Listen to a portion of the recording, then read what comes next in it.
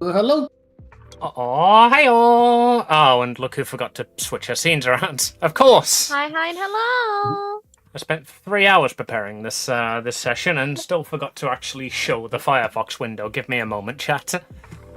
How are we all doing? In the meantime, welcome to Monster of the Week.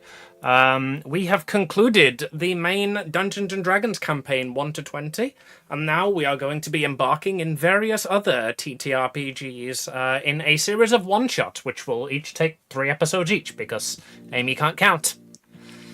How is chat doing? How are players doing? Please talk. I need you to buy me time so that I can show the game window. Hello. You may know me from the last campaign. I'm literally the chatter box. You will not be able to escape. I'm so sorry for everyone. You may know me as the person who's always with Sunny. Always with Sunny. You may know me as the person who's always with Maho and Eden. And looks like our audio is now working, so yay! Yay! Hey. Let's We were go. just saying mean things about you, don't worry about it. Blue in particular, he told us some dingus. Yeah. Saying Blue that you say that in public, like. I constantly make fun of Sunny whenever I talk to friends. I mean, we make fun of you too, so it's mutual. Yeah. It's just easy to do, isn't it? You made me not be able to look at an animal the same way. Okay, I'm actually starting to feel bad about that. I did not mean to traumatize you that much. I'm sorry. It's fine. I just like holding that over your head. I like holding heavy things over his head, because I don't have very good grip strength. And that's a selection of the humor you're going to get during this TTRPG. Everybody laugh.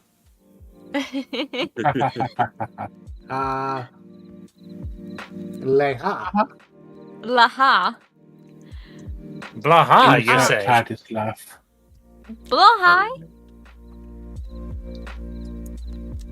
Only if Hi asked me nicely enough.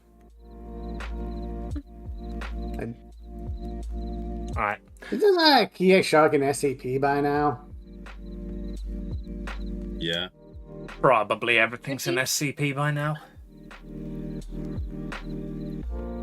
Okay. Amy, while you're doing your things, do you think you can at least explain the premise of what is going to happen now? Yes. So, we are going to be playing Monster of the Week. It is a tabletop RPG that is very roleplay focused. It is designed by Evil Hat Productions. The title that I have prepared for this short campaign is... Let me take a deep breath in. We got reincarnated to a TTRPG because the goddess needed to fight fire with fire, and now we're all the main characters finally? This is episode 1. This title is too long for Twitch. So, the rough premise that I gave to the players. I will scroll up to the top of that channel and read it out. Adventurers, heroes, protagonists. Our gateway to escapism.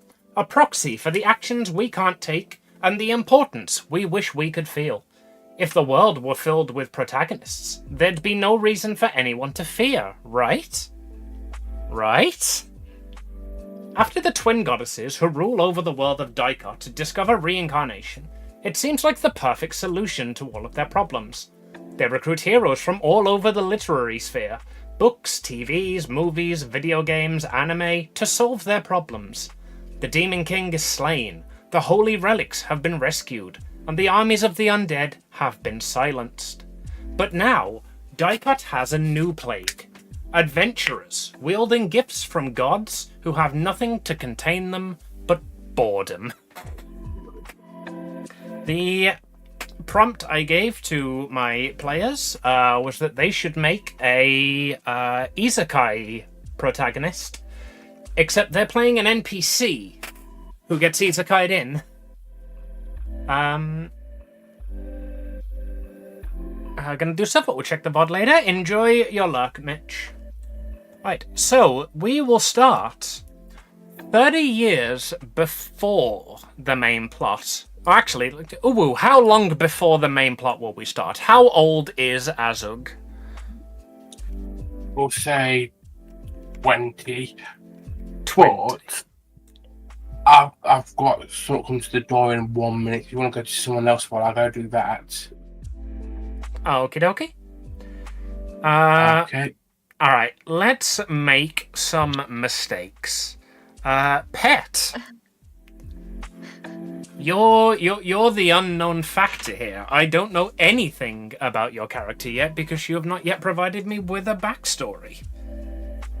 What is your character's name? Daisy. Daisy. No, Delilah. Delilah. Daisy Delilah. Delilah-lazy. Delilah-lazy, yeah. Alright. And what world does Delilah/Daisy come from? That is what I was hoping that we would establish, is for us being NPCs. Do we know that we were NPCs in the other world? Yeah. Like how? So the general rule I've got is whatever role you had in your other world, you were aware of it, you embraced it, you were part of it. When you're isekai'd into this world, you believe this is the real world with all of your heart, and that you're finally a real boy. So if you were an NPC in your previous world, like I know one of the ideas you were floating around was that you were a tutorial character, you were aware that that was your role. You were aware that you were a tutorial character. So what role, what world have you settled on? What role did you have in that world? If I were to say, "Hey there, Delilah," what would the word that comes after "What's it like in" be?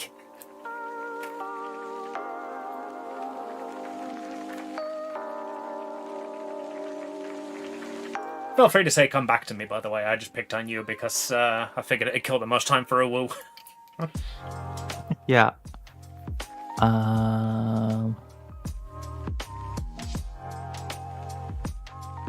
What's a good fantasy world name? Zauberberg. I don't know. Pick a random German word. People love that shit. You will come Go from to Google. Der Scheiße. People love that shit. What's the German word for vegetable? Gemüse. Gemüse. You come from the land of gay music. Gimu Town. Gimu Town. Gimu Town. I've never been outside the starting village of Gimu Town. I'm not exactly sure what the rest of the world is called. All right. And what was your role in Gimu Town?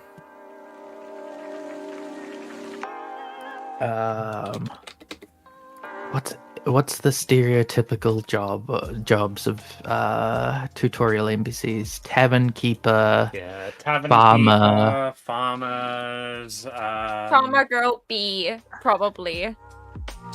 Like that's usually like the NPCs that give you your first quest is like Farmer Girl B, and sometimes Adventurous Guild lead, like the lady that is like in the guild that is giving out like quests. Shopkeep, guild receptionist, farmer.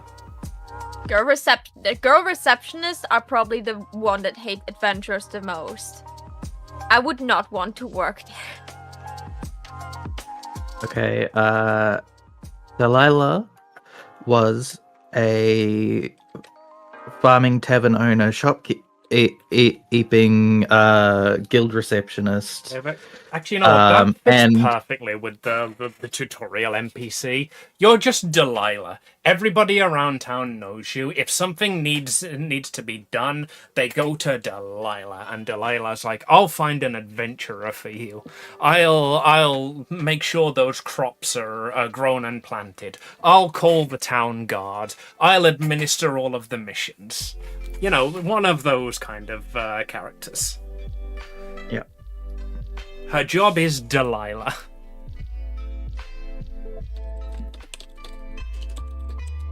The mayor of Gimu Town.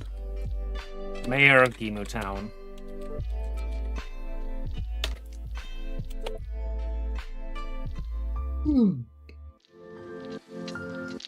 Alright. My notebook is too crisp. I have to break the spine. Oh, that's either going to feel very good or very bad.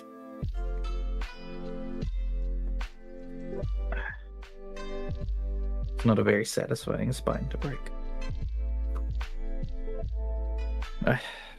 Sonny, come here. I need a spine that's enjoyable to break.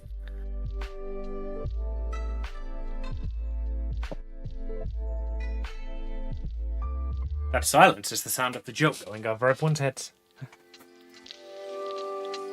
I got it. The joke was that I want to physically abuse Sonny. I don't.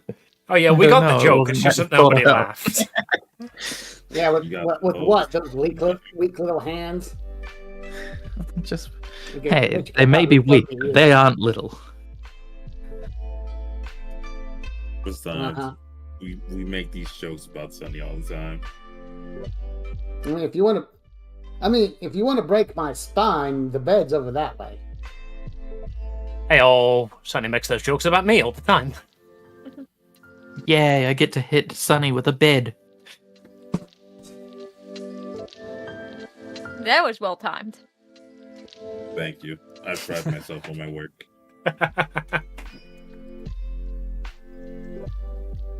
Right. So, Delilah, the Delilah of Gimu Town.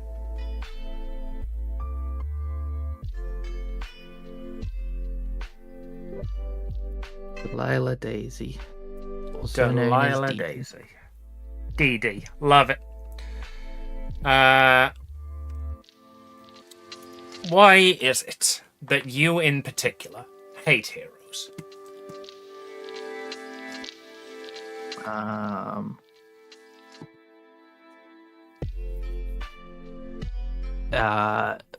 In Act 1 of what's a generic fantasy video game title? The second fantasy. Or the first fantasy. Fantasy Final 0.5. You all. You wanted something generic. Final In- Wyvern of Adventure. The final Wyvern of Adventure. The Fla. I'm sorry, Final Wyvern Adventure 3.5. Final Wyvern Adventure 3.5. In Act 1 of Final Wyvern Adventure 3.5, the hero is supposed to go on a bunch of quests for Delilah to solve the rat infestation in her basement, and then the fire in the what's the thing place that gets caught on fire? The fire in her tavern, where her family lives in the top floor, and the bandits in the farm field, and the give me more first level quests. The boars in that they're running out of food in the village. The medicinal boars in the herbs forest that need to be collected. Yeah. The medicinal herb that only grows on that one cliff face at this one point in the year. The quest is available all year. And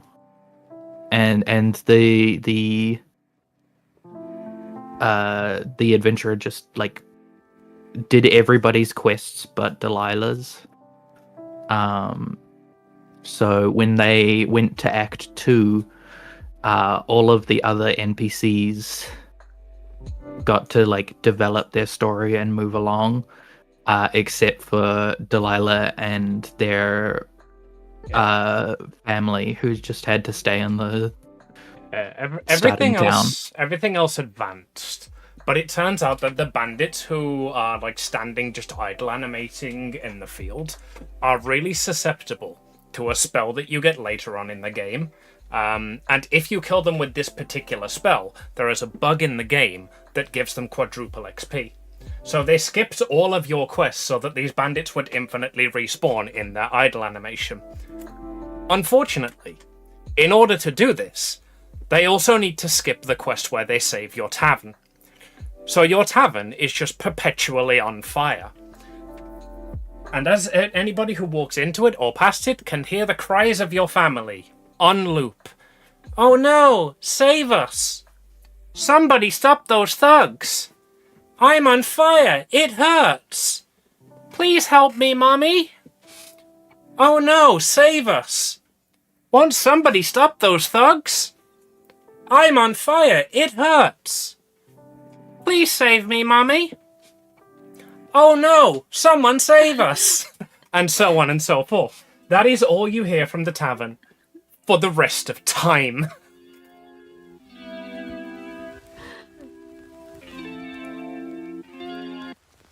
Oh god.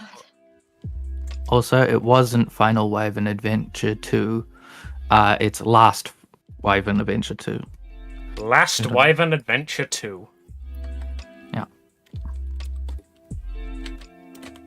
Last Wyvern Adventure 2. I need to keep retyping my notes. This is why I don't normally take notes. I have a girl for this.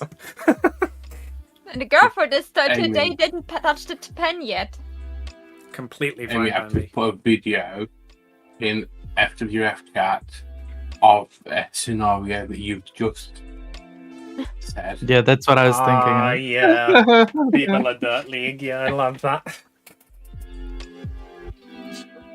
Alright. So, Eden, as your character whose name I've totally remembered, Delilah.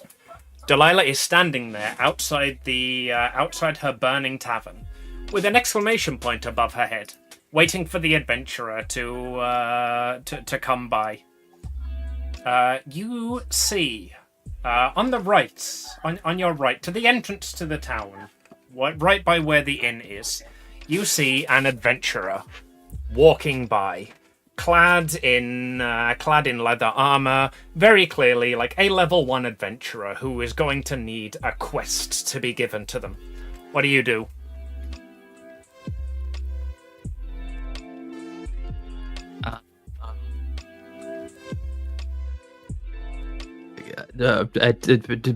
Text box, like in the chat in the bottom right corner.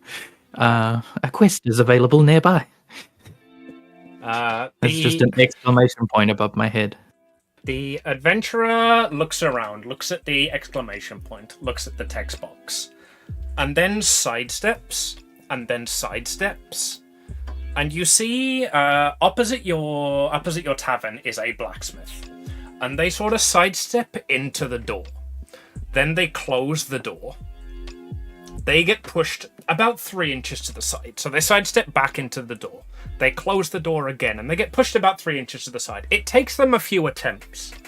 But eventually, they look straight at you. They close the door, and they are pushed to the other side of the door.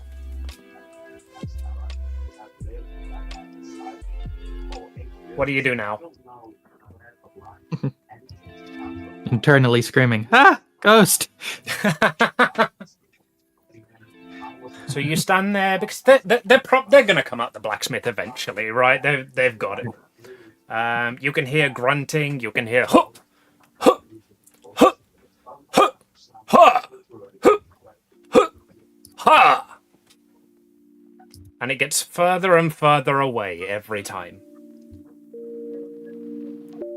That's okay. I'm sure they'll come back.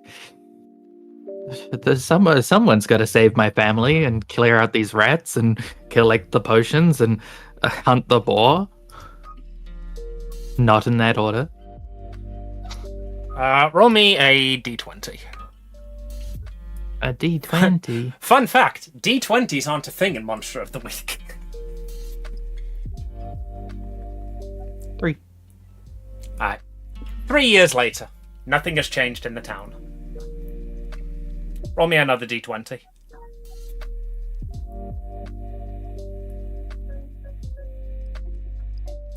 4.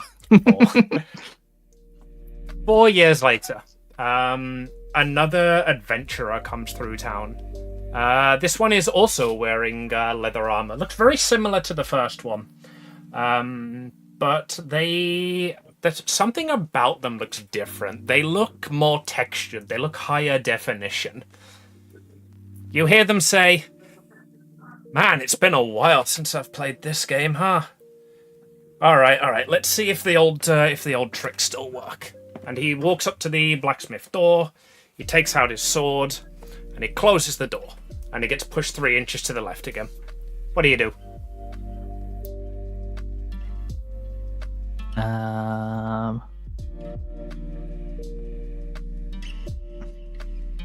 I look at my still burning down tavern home / farm abode with bandits outside the back and rats in the basement, and I remember that part of the quest line involves giving the local adventurer my great grandfather's sword that he used in war, and I tried to take a step towards the adventurer. Outside of the small little round glowing dot that I've been standing on for.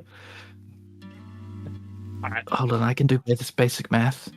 7. 7 years. Alright.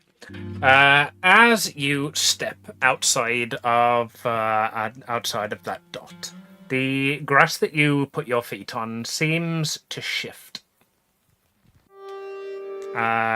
And as you look up, you find yourself standing not on grass anymore, not in your abode, but on what seems to be an endless ocean.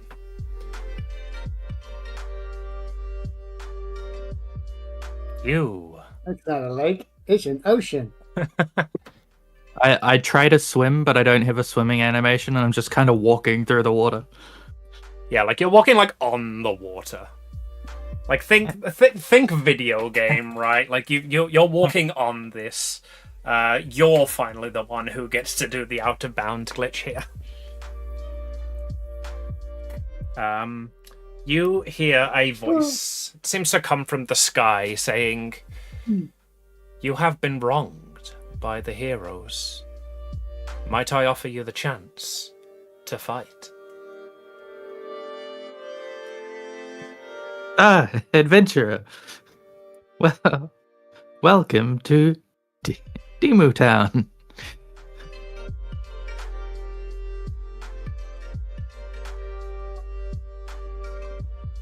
Right. Have you picked a playbook to go through your character creation? I don't have an actor slot, so I haven't been able to look at them. You can make a new actor. Yeah, if you click at the top, create actor. Ah, There you go. only that. We will leave you to character creation while we move on to Uwu, who apparently has an idea to address that. Alright. Right. Uwu, would you like to tell us about the world that you came from, initially? My initial world, I was a just a normal truck driver in my previous world, doing deliveries from one place to another, whatever was needed to be done just to get by.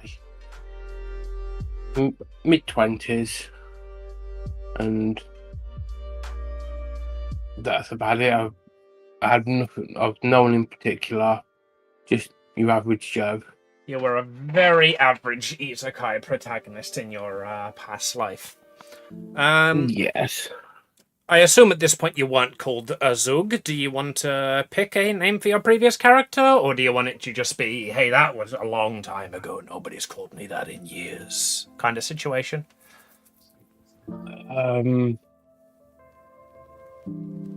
Steve is my name. Steve! Did you yearn for the mines? Good old British name. No, I didn't. Yeah, it makes sense. The trucks wouldn't be able to fit down there. But to be honest, that makes sense. That would make sense with who I've become. Aye. So, Steve, you get a job one day. It's a pretty standard delivery. You've got a crate of isekai manga to deliver to the local manga store. Should be a nice, easy in and out job. It's the next town over. You've got to go through. Like across a motorway to get there, and then when you pull in, you've got to go through like the local school district, and eventually end up at the town. Yeah, just plain sailing, fresh in and out job. Yeah, in theory. absolutely nothing that could go wrong. I've done this a million times already. Yeah. With my eyes closed. With your eyes closed, you say? Alright. So as you drive on the motorway with your eyes closed... I don't literally don't drive with my eyes closed. Yeah. So you're Just to say that. You're driving along the motorway, your exit comes up, you pull out, and you're driving through the school district. Indeed, as I'm driving through at a fairly normal pace, out pops a schoolgirl. She might actually say everything. And a man. What I can do here, actually, is... Do you want the honour of having the first 2d6 roll of the game? I do. Alright. As the schoolgirl steps out into the road, would you like to roll me Read a Bad Situation? Okay, read a bad... So, for the chat and for the players, in Monster of the Week, we do not roll d20s, we do not roll d100. It operates on a 2d6 system. You roll 2d6s and you add your modifier. On anything less than a 6, it is a failure. On a 7 to 9, which is going to be the most common result you get a partial success, as demonstrated by Steve. whose character sheet still says Azug, because we're not going to bother making Steve a sheep for obvious reasons. On a 10, you get a success, which is just, hey, this happened. On a partial success, for a really bad situation, you get to hold 1, which means you can ask 1 of the questions on the list. So, as the child steps out into the road, what question would you like the answer to out of this list? What's my best way in? What's my best way out? Are there any dangers we haven't noticed? What's the biggest threat? What's most vulnerable to me? And what's the best way to protect the victims?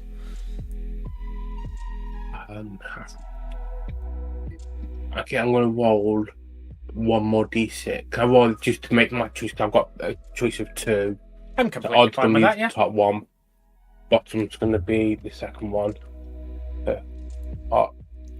Even so, what's the best way to protect the victim? What is the best way to protect the victims? Alright. That would be this schoolgirl in front of me. This one is relatively obvious to you. So the girl has walked out into the road. She has not noticed you. She is chasing a ball or a cat or something. You can't quite make out what it is. On the right side is the gate to the school. On the left side is an embankment that leads down into a river. If you swerve to the left side, you can probably miss the girl. Okay, I will swerve to the left and miss her. Alright. That will be an act under pressure roll, please. So act under pressure is basically the catch-all of this. If you're doing something that is probably going to fail, you roll act under pressure. On a 7 to 9, the keeper is going to give you a worse outcome, a hard choice, or a price to pay. So as you swerve, you just about manage to miss the girl. But the truck goes down the embankment. And you were relatively certain from your memory that you'd be that the river was quite shallow here. It would probably cost you your job. It would probably screw you over in the immediate future, but you'd be safe at least, and the girl would be safe. Unfortunately, the river's a lot deeper than you expect. So rather than going down the embankment, you go straight into the river. As the truck that you're in sinks lower and lower and lower, the water in the cabin rises higher and higher and higher. And Steve, who did not yearn for the mines, dies.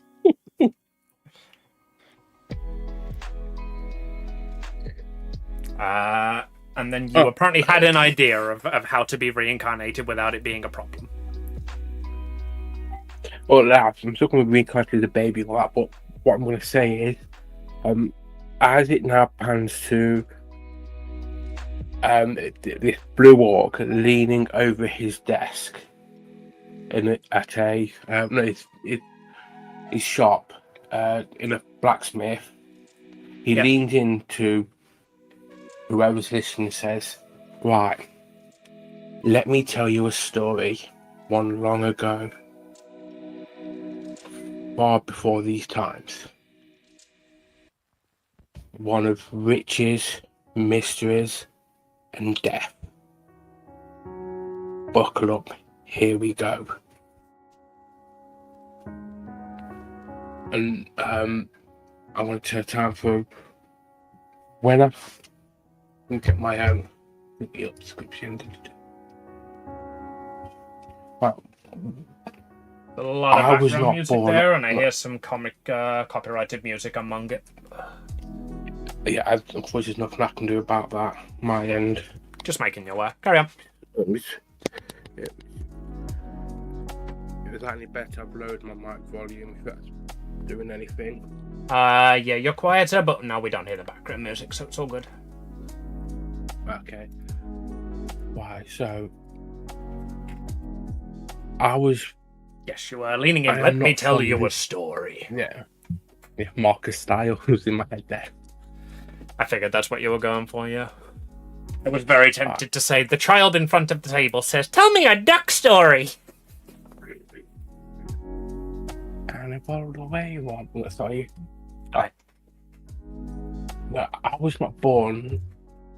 I was not originally from this world, yet I was still born here. I was raised by my grandpa, which I haven't given him a name yet, and he taught me the way of the blacksmith. And Mr. said I was Azug, is told that I what had the big a- hammer on your back is for? Hush, child. Okay. The child stares at the hammer on your back as you speak. I take it off my back and just slam it down on the floor, making a loud thud. Carry on. From a young age, I was taught how to use the forge and become a blacksmith. And as I grew older, I ended up having an apprentice who goes by the name of... I do have it. Ufak. Ufak, who showed a really good promise in making his own forge. Yep. And just after he finished his apprenticeship with me, he crafted his very first sword. Wow, I bet it was great, wasn't it, mister? It was a very good sword, yes. And we proudly displayed in the front of our shop. Are you in the shop now telling the story, or? Yes, but the sword's not there. Yeah, I was going to say, the kid, like, runs over to the front of the shop and says, is it this one? And he points at, like, a jewel-encrusted sword. Yeah, and unfortunately, the sword in question doesn't exist anymore. Okay, Was it a magic sword? No, just a plain, regular iron sword. Then how did Nothing it disappear? Oh, I will come to that for momentarily. Right after the meeting, the hero came into our shop,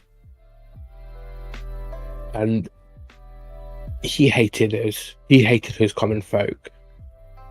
He would bash us.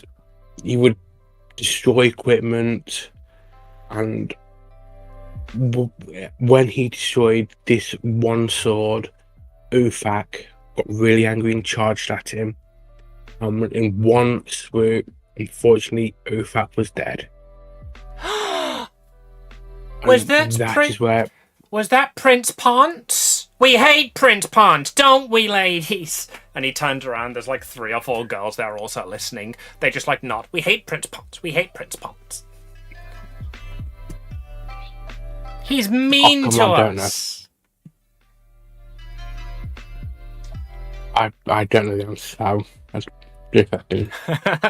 It was. I'm trying to give you your nobility guy. Yeah, got it. Yes, that was the person in question. We all hate him. Yeah, we all hate him, and all the kids just blow raspberries. And this is where my story ends. It leads up to this moment. As you say that, you hear similar to what Pet heard, a voice from the sky. But that doesn't have to be where your story ends, Azug.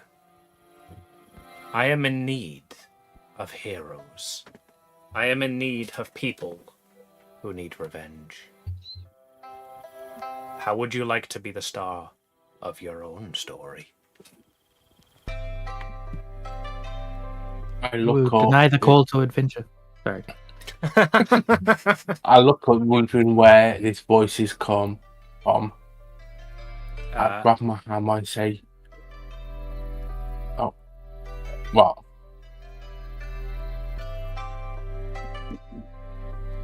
You say, well, what? Oh, so no, you said, I thought you were about to say something. Oh, I was, Okay, but then you I kept look talking, around. so go. I look around, wondering where this voice is coming from. I pick up my hammer and pointing it, saying, "You have my hammer. I will come." Wonderful. And as you agree that and take your hammer, your surroundings shift, and you are standing on an ocean, next to a woman who has a exclamation point floating above her head. All right, Sonny, do you want to go next? Okie dokies. All right, Lizzie, would you like to tell us about your world? All right, our world is kind of a mixture of modern and fantasy. So you get witches, magical girls, superheroes, all sorts of things. However, most quote-unquote superheroes are basically part of a corporation, or they make a pact or a guild or something or another. And they're seen as heroes. They do save the day. But my character is very suspicious about how they go about it, because despite all these wonderful and crazy heroes, nothing ever seems to change. The rich stay rich, the poor stay poor, and life has not gotten better over a whole. So she decided to start digging into it and became a reporter for a tabloid magazine, where she now runs around the city interviewing quote-unquote heroes, trying to get the scoop of behind the scenes type of stuff. Yep. So as you're sitting in your desk one day, your umbrella starts ringing. Ring, ring. Ring, ring. But Ring, ring. Is this a new act? Ring, ring.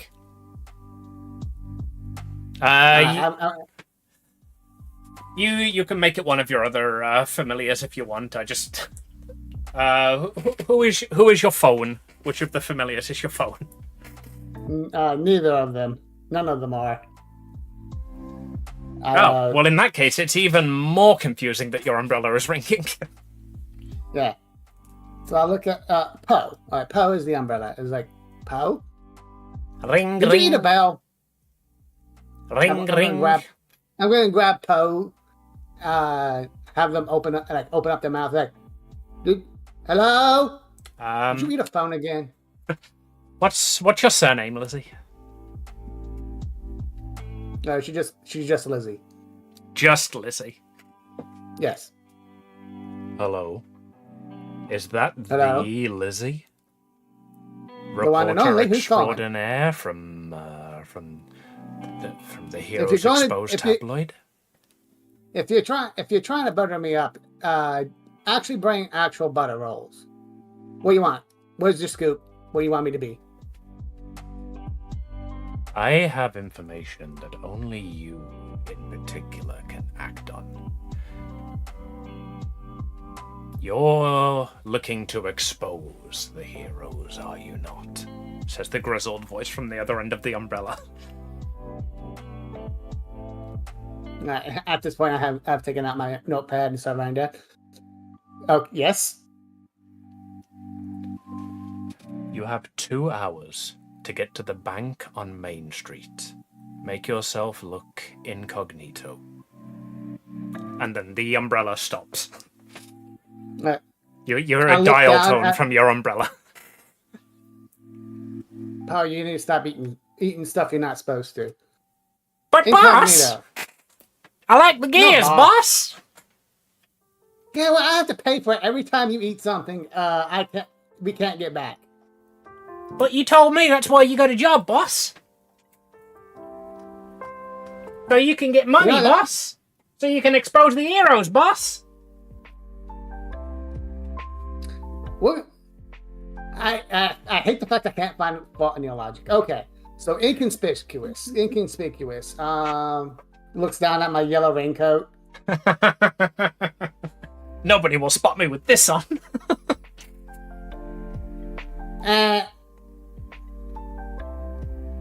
When you want to bring a light, you cannot hide in the light of truth. Whatever. Excellently said, boss. Excellent. Boshi, get my roller skates. On it, boss. Your roller skates, boss. And Poshi is the cat? The dog. The dog plushie. The dog plushie, yeah, sorry. The dog just, like, very slowly trods off. I'll get them right away, boss. Alright. And about 5 minutes later, they've finally got to the shoe closet. Here you go, boss. Your roller skates, boss. Alright, put on the roller skates, grab my familiars, go outside, grab both hands onto Poe and go, alright, Poe, to the bank. To the bank, boss! Roshi grabs onto your legs, and you fly away with Poe toward the bank. It takes conveniently about an hour and a half to get there.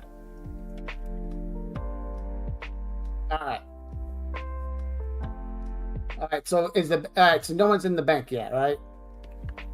There are various people in the bank, just like there's your nothing standard rabble. Yeah, nothing's happening. This is all just day-to-day events. Alright.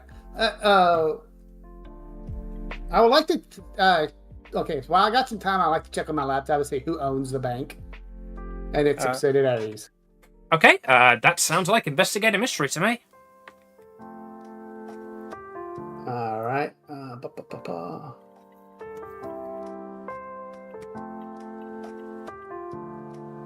Investigate a mystery. Hey, that is an 11. Right, so for our first success of the game on Investigate a Mystery, you get a 10 plus. So you get to hold 2. You get to ask 2 of the following questions. What happened here? What sort of creature is it? What can it do? What can it hurt? Where did it go? What was it going to do? What is being concealed here? What is being concealed here? Like, yes. Yeah. Alright, as you try to find out what's being concealed here, you find out that the bank, through several organizations and various offshore companies, is actually owned by Evil Co Megatech. Alright, the one responsible for the quote-unquote villains.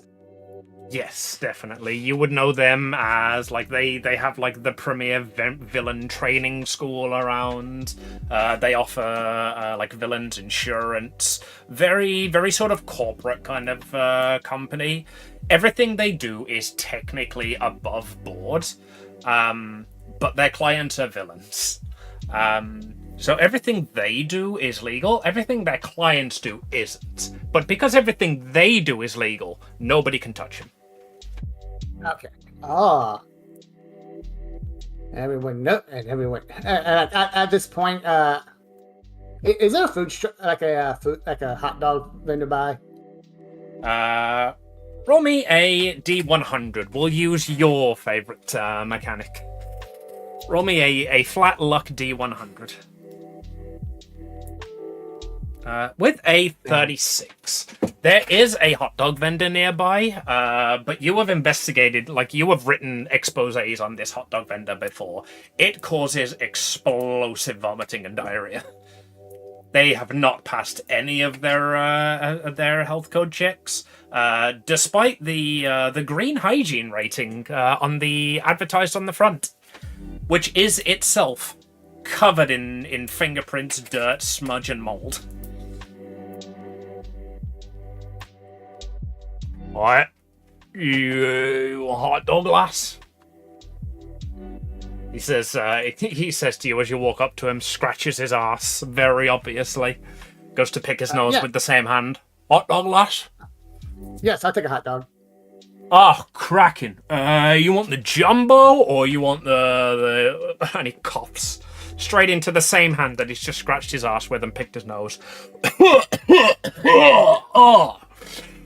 You want the jumbo or the extra juicy? Just the jumbo, please. Just the jumbo, please. Cool. He grabs a napkin out, he wipes his hands on it, picks out a hot dog, puts it in a bun, wraps it in the napkin, passes it to you. $87, please. $87? Yeah, I got investigated recently. I had to pay some legal fees and whatnot. Prices have gone up by about $80 per hot dog. You'd be surprised how much money I make now, though. Oh, do tell. Oh, I made a killing. You know, before you wrote that expose on me, right, and I got investigated, I made maybe $87 a day. This is the 9th hot dog I've sold today. I'm fucking making bank. You know what? What? For you, on the ass, but savor of my business. And he just, chucks it to you. Okay. I mean, I've eaten worse. I go sit down, keep the dog in my bag for now as I continue typing. Okay. Right. You head back into the bank, I assume, to keep typing. Just sit there and look like you're inconspicuous, or what are you doing there? Basically, I'm sitting outside the bank on a bench, just typing away. It's okay, well, the evil subsidiary, as we well know, as I talked to familiars, is actually a dummy corp by Hero Corp, used to make sure that the heroes always have someone to fight to keep them celebrated and entertained. Yeah. And as you write that out, you write that not knowing entirely whether it's correct or not, but fully aware that everybody who reads it will believe it's correct. Because you have the skill truthiness. Yeah. Whatever you tell a normal person, they'll accept that you think it's true. Okay. Well, here's the thing. My character does think it's true. Exactly. Right.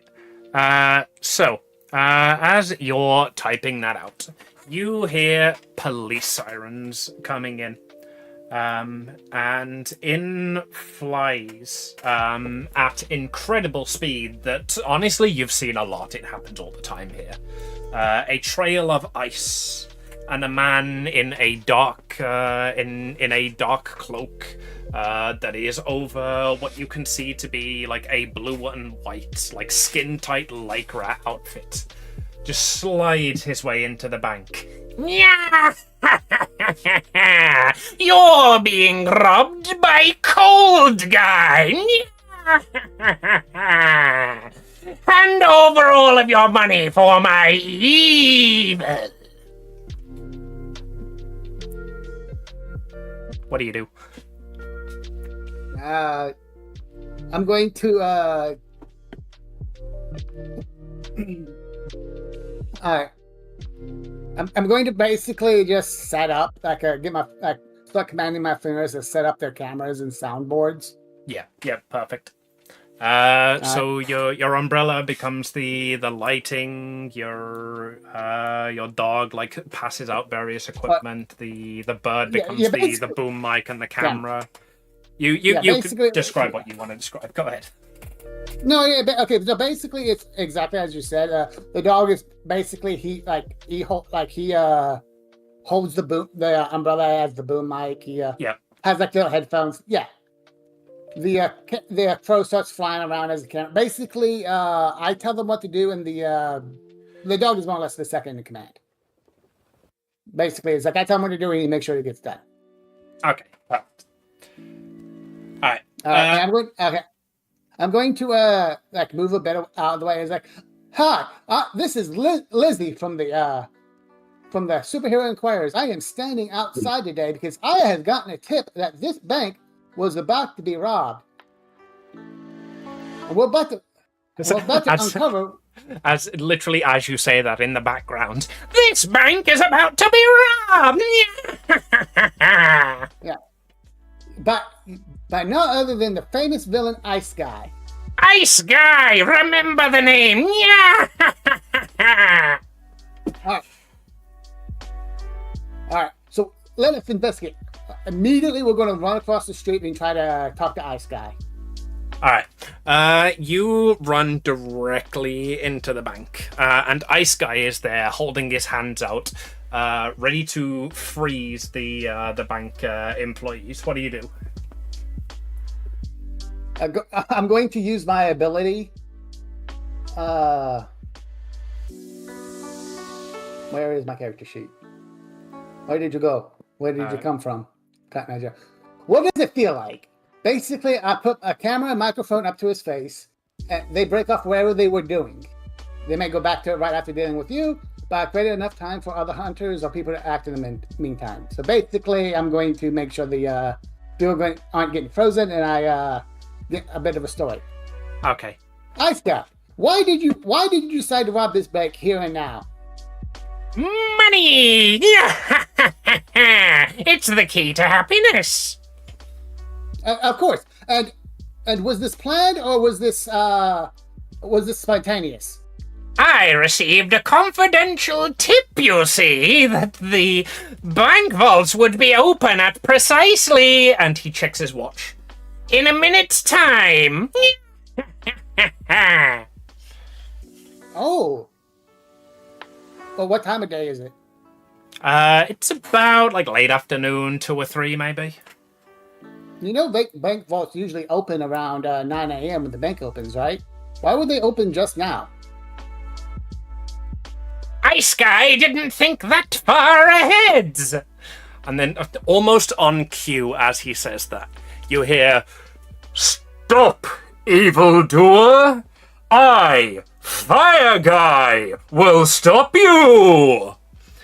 And similar to how Ice Guy moved in on a cascade of ice, a big, like a huge, muscled, chunky guy streams in with fire, like behind his legs, shoots in and lands, creating like almost a solar flash when he lands. "Stand down, Ice Guy! I am here to prevent this robbery."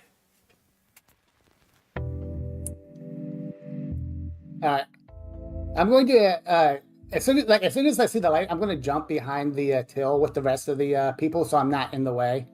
Yeah. And as you do that, the fight breaks out. Ice shoots toward Fire Guy. Fire shoots towards Ice Guy. And catastrophe happens within the bank. Like tellers have to duck to get out of the way of things. Like various civilians are caught in the crossfire. You see a woman and her family just obliterated by a blaze of fire, and then hit again by another blaze of ice. You see the windows of the bank blow out completely. And then Fire Guy grabs Ice Guy by the throat and just cooks him. Completely engulfs him in flame. And he just walks up to the bank with the corpse of Ice Guy. Walks up to the teller and says, "You're welcome. I'll take my reward now." Fire Guy, question.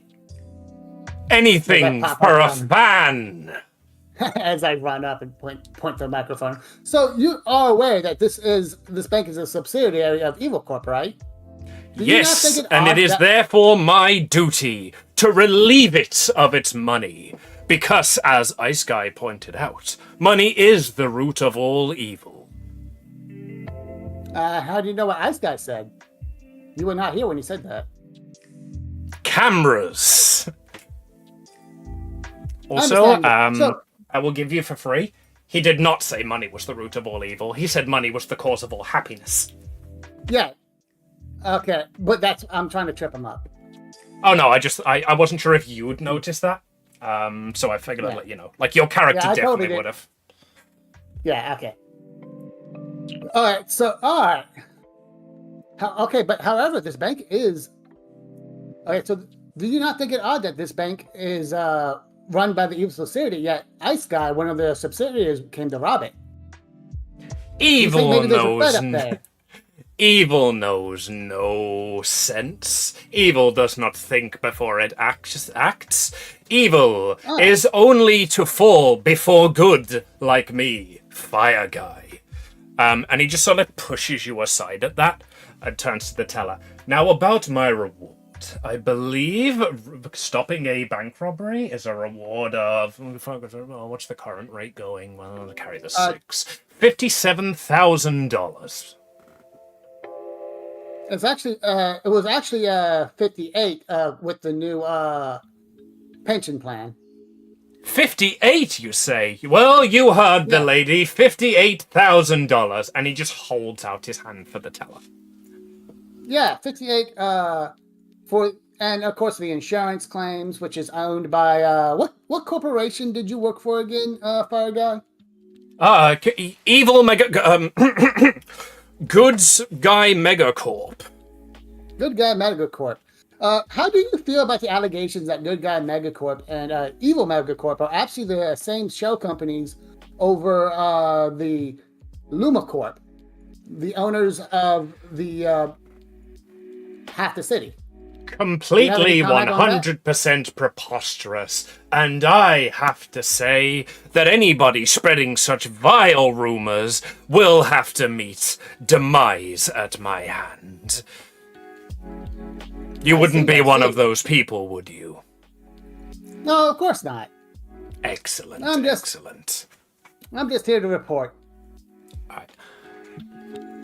Okay, and with that, the bank teller, who's like quivering at this point, hands him over $58,000 in bills.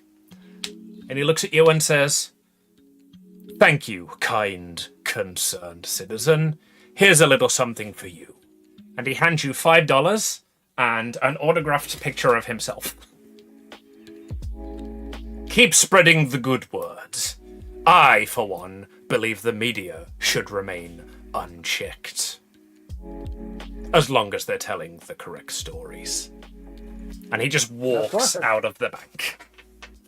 I hand the bank the bank to the teller. I immediately go into my bag, start and call up my boss. Okay. What do you say to your boss as you call them up? All right, boss. I got the scoop. All right, I know what. Okay, so basically, I got a thing about 2 hours ago about a guy, and 2 hours. You hear him like muttering as he's trying to like write along as you're speaking at him incredibly quickly. All right. Yeah, while I'm doing this, I'm going to absentmindedly reach into my backpack, into my bag, pull out the hot dog, and take a bite. Oh my god, I was panicking to try and find a way to have like the building collapse down on you, but that's brilliant. All right. So you take a bite out of the hot dog and like not to play your character. But you immediately start projectile vomiting mid-statement. So you're like, "So, right, boss, here's the scoop. I have like pretty good intel that these bank robberies are all a hoax, so that Goodco can." And you projectile vomit everywhere. It is the worst feeling of your life. It feels almost as if. Yeah, it feels almost as if your guts are coming up out of your chest, through your throat and out of your mouth. And then something lands in your hand that looks an awful lot like your stomach. Oh, I was about to say, remember, I'm still wearing the roller skates. Oh god, All right.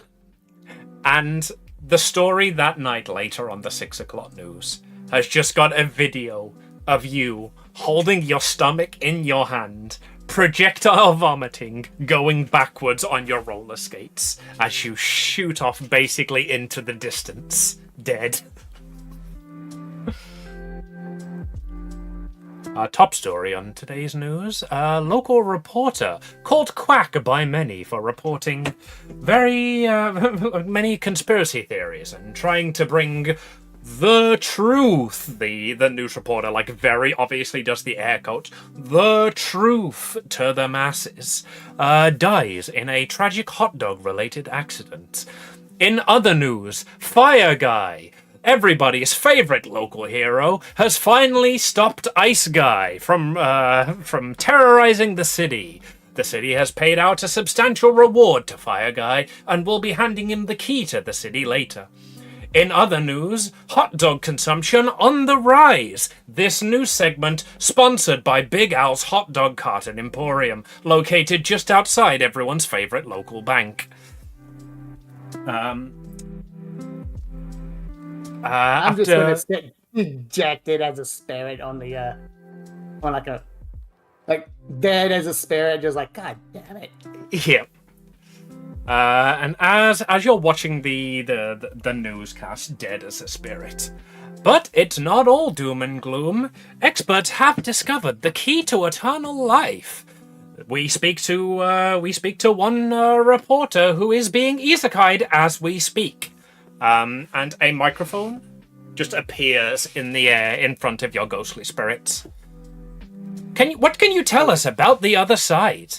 Is it some sort of long, light dimension? Do we see the fires of eternal hell? Or is it, per se, some sort of eternal ocean on which you appear to be standing? I look down. You see an eternal ocean on which you appear to be standing. Appears to be standing on an eternal ocean. Who are you? Who's talking?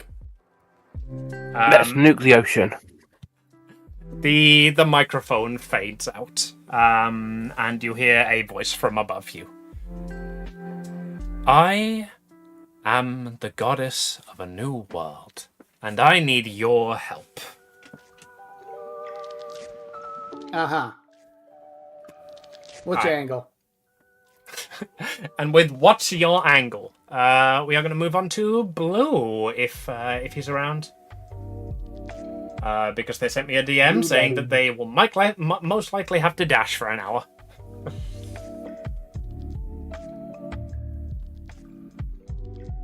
I think Blue has now dashed for an hour. It would seem they have now dashed for an hour. Alright, and we will do Maho then. So, Maho, what does your world look like? Wonderful, right? Absolutely great. You're at the pinnacle. Excuse me. You're at the pinnacle of your life. Yeah.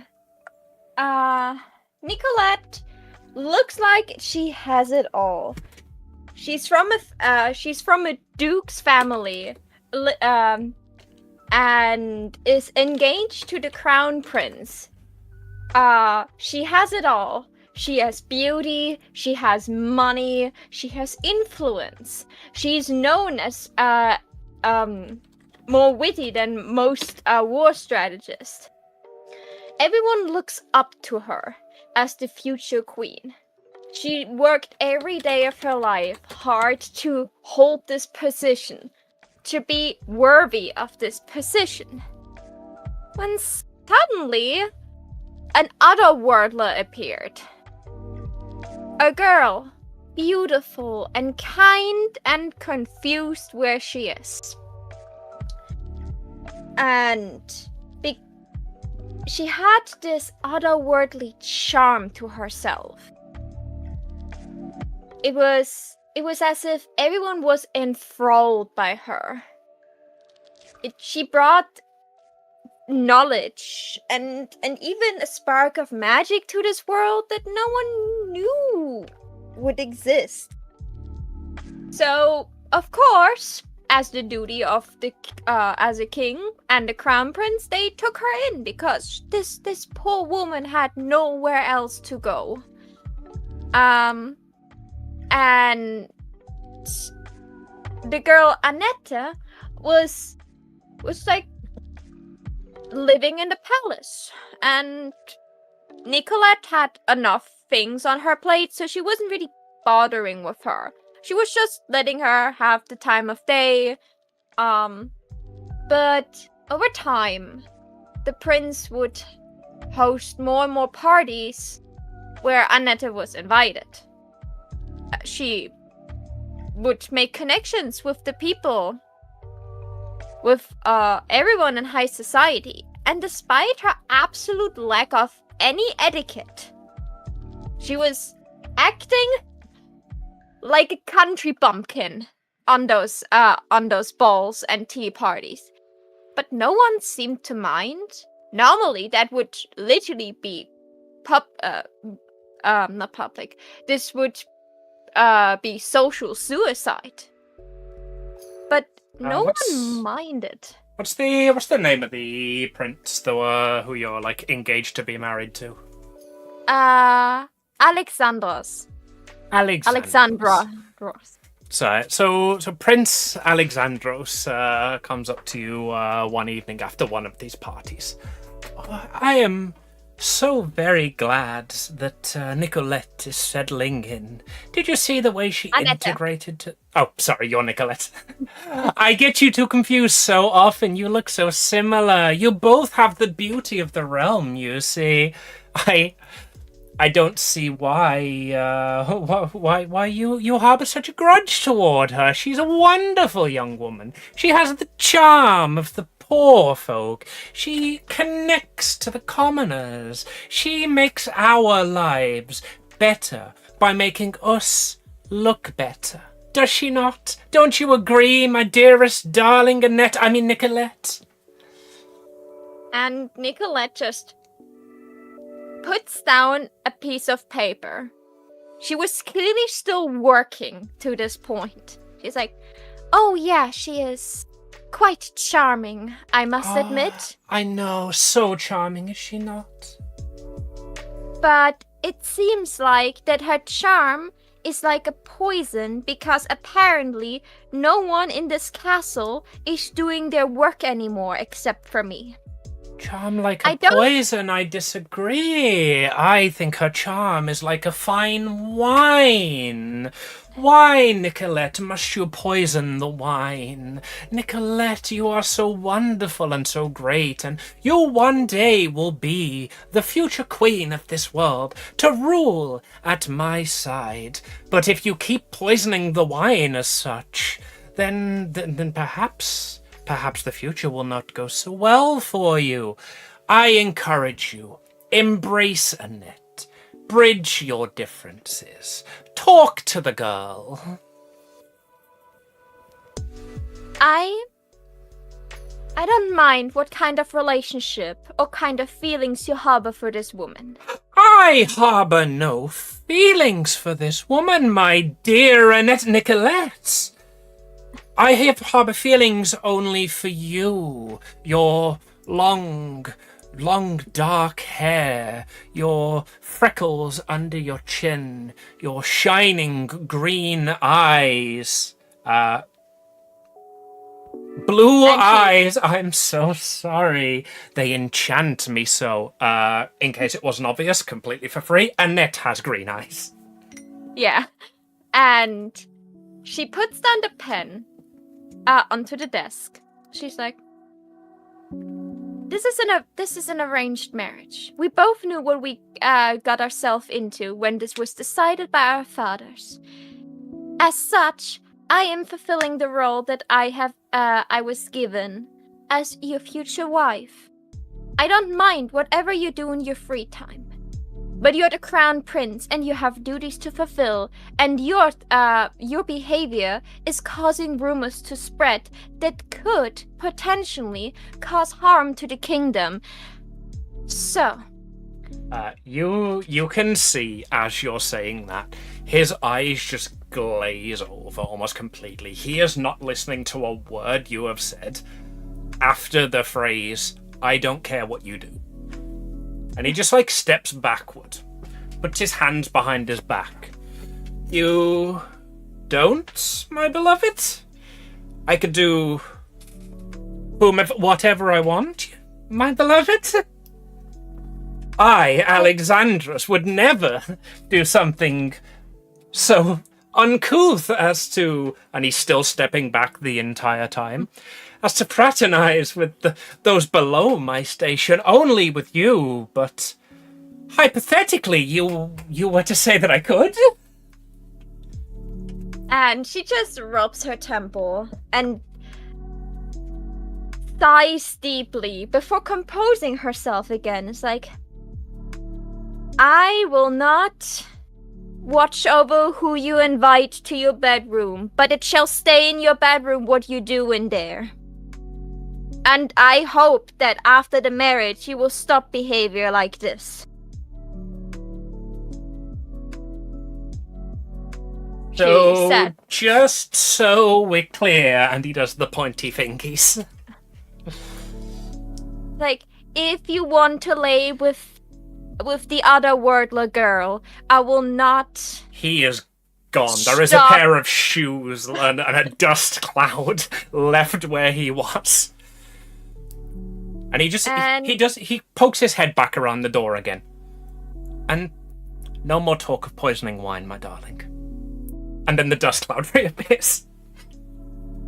And she's biting her lower lip. And she's trying to, like, stop herself from, like, being aggravated over this because it hurts her. She's not in love with him, but she holds him dear. She doesn't want to be the person that stops him from doing what he wants, as long as it's not interfering with their job. She knows both of them are not in love, so she doesn't want him to not experience the thing he can before marriage. But it still hurts, because she was never looking at a single other man. She was always having her eyes on him, because that is her duty as his future wife. So she resumes back to work, hoping that just a adventurous night with the other wordler girl would finally get him back on track, on doing his job as the future king. Yeah. Alright. So the night carries on. And you sit at your desk doing whatever it is that nobles do at their desks.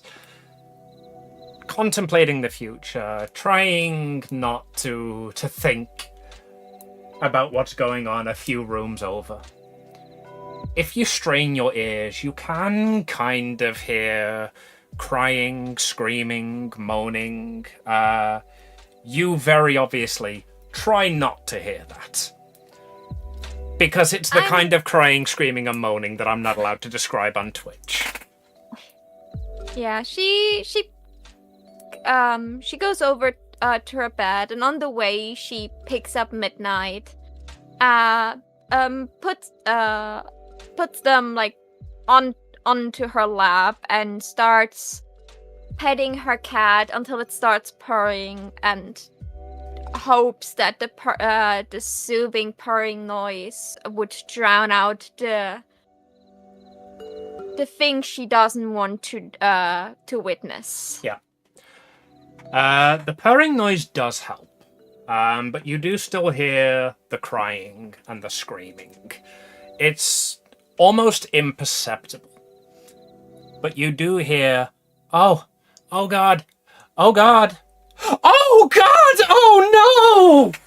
And that is much louder and echoes throughout the halls.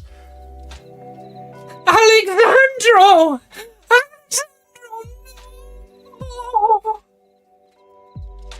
What do you do? Well, that sounded like something happened. What is weird, because I shouldn't. So she gets up and she's like, I better not see anything that... Like, she stands up and she mutters to herself, he better tripped and fell and broke his precious part between his legs, because that's the only thing I want to see in there. Otherwise, this man had apparently the audacity to let the entire palace know that he's cheating. And she's like putting on her, what is the not what you put over your nightgown? The bathrobe? Yeah, like a robe. bathrobe, like a dressing gown. Yeah. She puts that on, and she goes over to a couple rooms further down, his bedroom. Yeah. And she knocks at the door. Oh, are the guards here already? How wonderful! Yes, come in. There's been a terrible tragedy. And Nicolette opens the door and it's like, I'm not the guards, but can you please tell me what happened in here? And she opens the door and gets inside. Right. As you walk in, you see Alexandro lying on the bed, completely motionless. You see Annette standing there. She is also like wearing a robe similar to yours, like very, very carefully covering her shame, shall we say? It's like, oh, thank Lord, it's you, not the guards. Can I have a moment to properly get dressed? And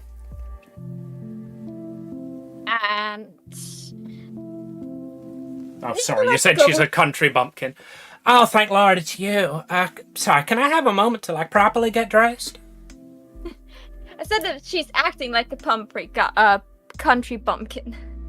Well, the accent helps. Yeah, and Nicolette is frozen for a moment. It's like, would you please tell me first what happened in here? And she's going over to Alexandros to check on him. He's been ever so insistent lately. He's been telling me that I'm to be the queen one day. Oh, can you believe that? How darling that is.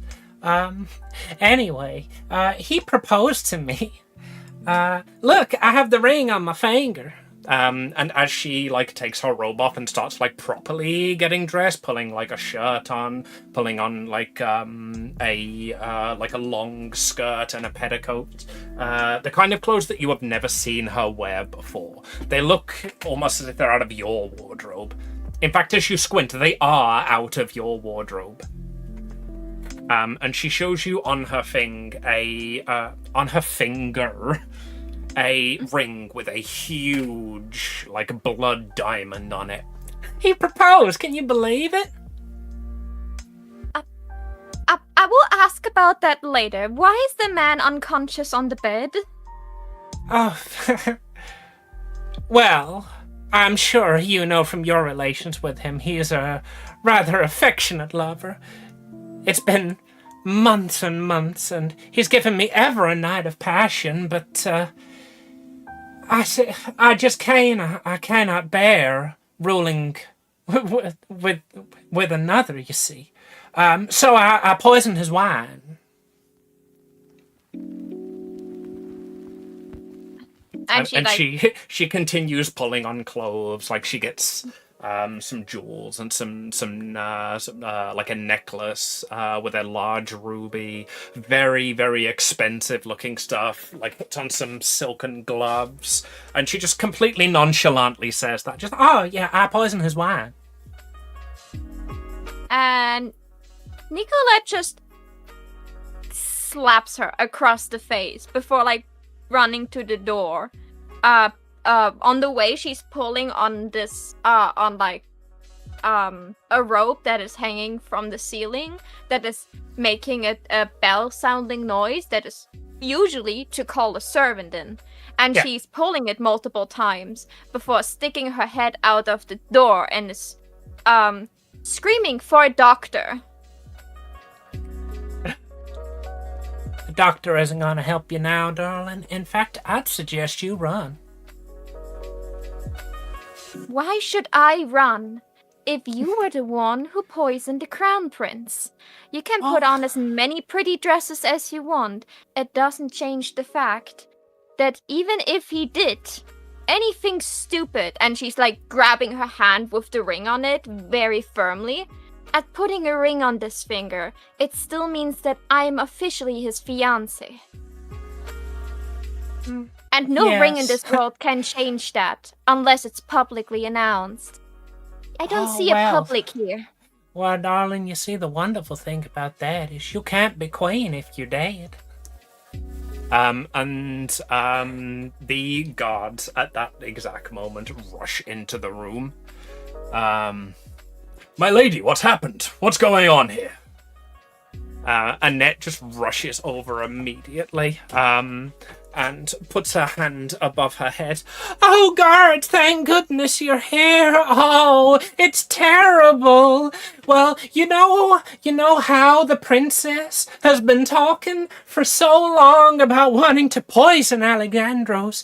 Well, I came here as fast as I could when I figured out that she was gonna do it tonight. And I came in, and Alexandros, he gave me this ring, and he said, my darling, if ever anything were to happen to you, I don't want that harlot to rule the kingdom. I want it to be you. And I accepted, I did, and it was wonderful.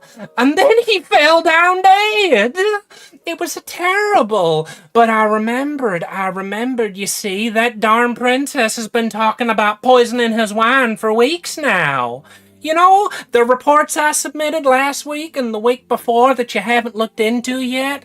And the god just sort of like shuffles guiltily and was just like, well, I didn't think she would be capable. I didn't think she would want to. Princess, explain yourself. This is absolute nonsense. Why would I Explain do yourself, that? Princess. Why did you poison his wine? Why did you poison his wine, Princess? I did not poison anyone here.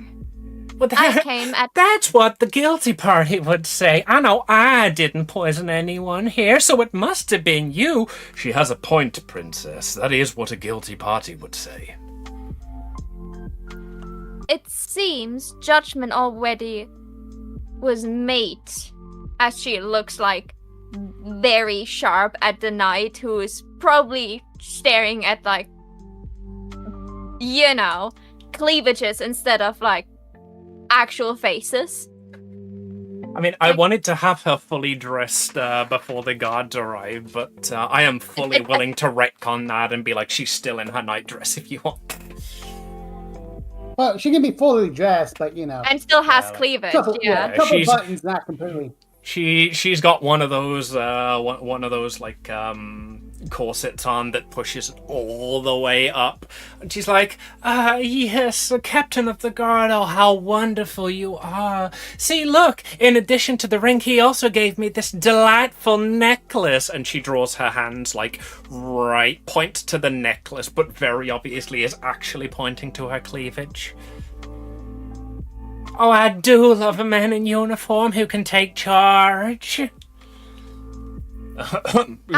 Yes, Princess. You have one chance to explain yourself. Why did you poison the prince? You are in no place to force me to say anything, dear captain of the guard. I will explain myself to the king personally. I hope at least he can see through those shenanigans that happen here. But she's been talking about poisoning him for weeks, Mr. Captain of the Guard, sir. Oh, strong and handsome you are. You have been talking about poisoning him for weeks, Princess. I've received the reports. I must admit, I submitted them to the king myself. It was on his instructions that I didn't pursue this, and now, quite honestly, I feel betrayed. I did not poison anyone. I heard screaming and I rushed over to help to find my fiancé laying dead in his bed. Well, that While doesn't this seem harlot to over there...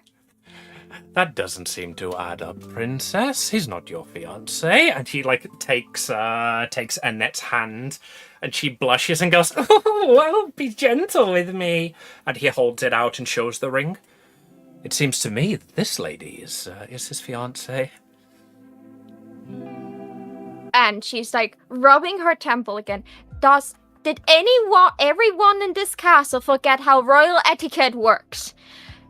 Even if he could put 100 rings on her finger, as long as it's not publicly announced and accepted by the king himself, he could call her his wife, and she would still be nothing more than a bed bunny. She's just gonna giggle and say, "Very well then, let's go see the king, shall we?" Let's go see the king, shall we? Yeah. And the guard says, yes, let's bring this matter before the king. I shall have a Kyrugian see to the prince, and maybe we can help him. The prince is very dead. The Kyrugian ain't gonna save him now. You read my story and were like, nah, I have better plans.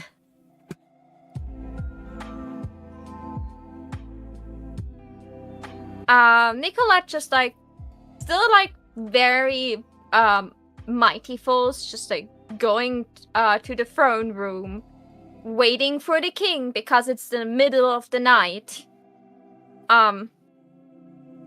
Still only wearing her nightgown and a robe on top of it because she was about to go to bed, and the night was very persistent to not even let her change. Well, Annette looks like a Christmas tree next to her. Yeah.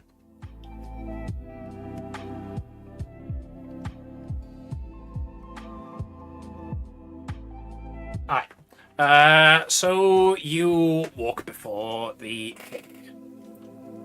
The king says, "Who disturbs me at this moment? Who disturbs me in this night? What has happened?" And Nicolette is just doing a curtsy. "We're sorry to disturb you at this late hour, my king. But someone poisoned the prince. When I rushed in to find Annette in there,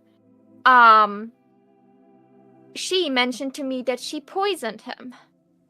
But as the guards arrived, she changed her story and framed me.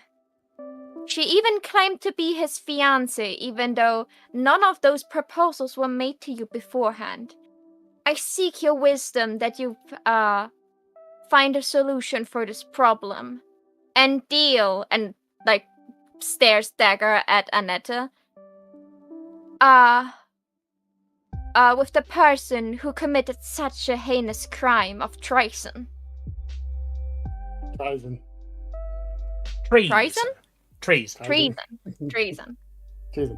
I only read that word, so I never know how it was actually pronounced.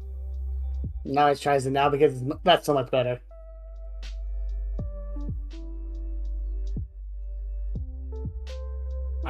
Okay. The king looks up and says, My dear, is this your dad, or are you This is his my dad, fiance's father. It's dad. his dad.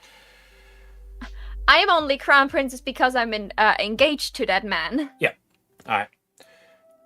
My dear, my darling, I've spent the better part of my life protecting you, and when the guard brought these rumors before me, I was loath to believe them. I wasn't sure that you could do such a thing, but why would you do such a thing? And she looks up in utter disbelief. I trusted you. Why would I do such a thing? I served this kingdom from the moment I learned to speak. I never once did anything to bring dishonor to to my family or the crown. Why should I start now?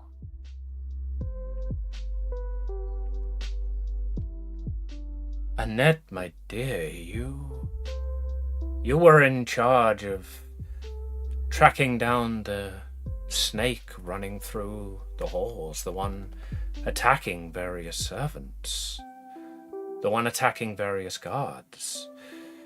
You assured me that you could handle it, and when you reported that you were successful, I assume you disposed of the snake. Not taken its poison. The reports that I've received were troubling and worrying, but I chose not to believe them. Why would Then you why do believe this? them now? Because the Why evidence is before me. It could be it could also be Annette. She was also in the room. Why is she not being interrogated as we speak? The captain of the guard says, yes, sir. Annette was the first on the scene. She walked in as the prince fell down, and then Annette takes over. And I saw it all myself. I saw him standing there with the goblet in his hand. I saw him take the sip, and I saw him fall. It was such a terrible thing. Such a terrible thing, and I saw her standing over him, cackling. Your liege, your honor, I'm so sorry. I'm so sorry. This is all my fault. I couldn't stop it, and I caused her to go into such a fit of rage. The king goes, into a fit of rage? I beg your pardon, What reason could she possibly have for being so angry at you? And she walks up to the king, like slowly crying, like tears streaming down her face. My liege, with permission, may I take your hand? It's most unusual, but of course, anything for you, Annette. And she takes his hand and she places it on her chest.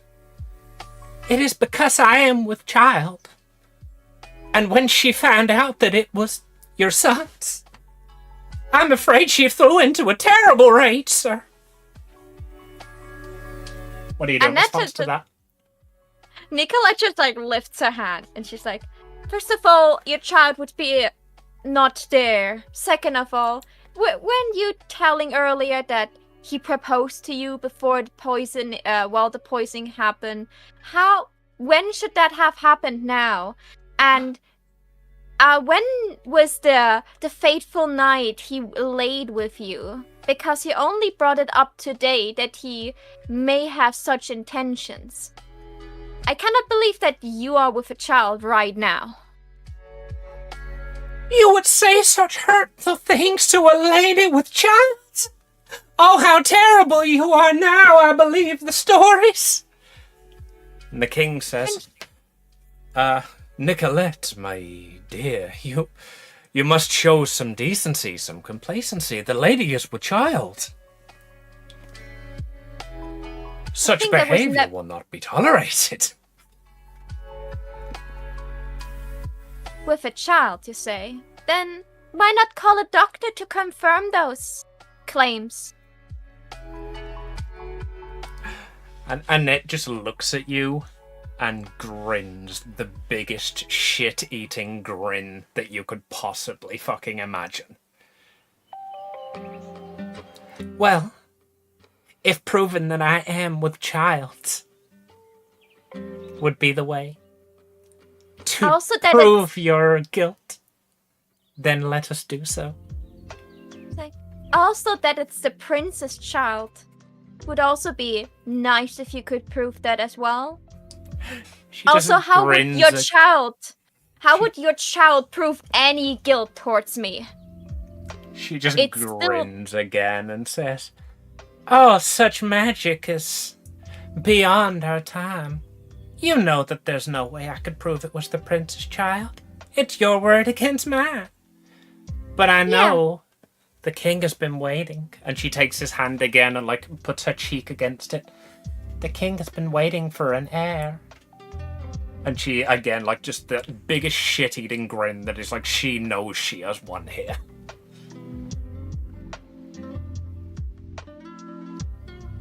Well, I suppose. To me, the king was like, and she looks at the king with with a scolding look. That things like that should happen after the marriage. To make procedure go smoothly. But if the king is in so desperate need of an heir, I guess he can wait and see if the child in you will have resemblance to his tragically lost son. But in the end, it will not prove any of us guilty. It is your word against mine. Roll me a manipulate somebody for that.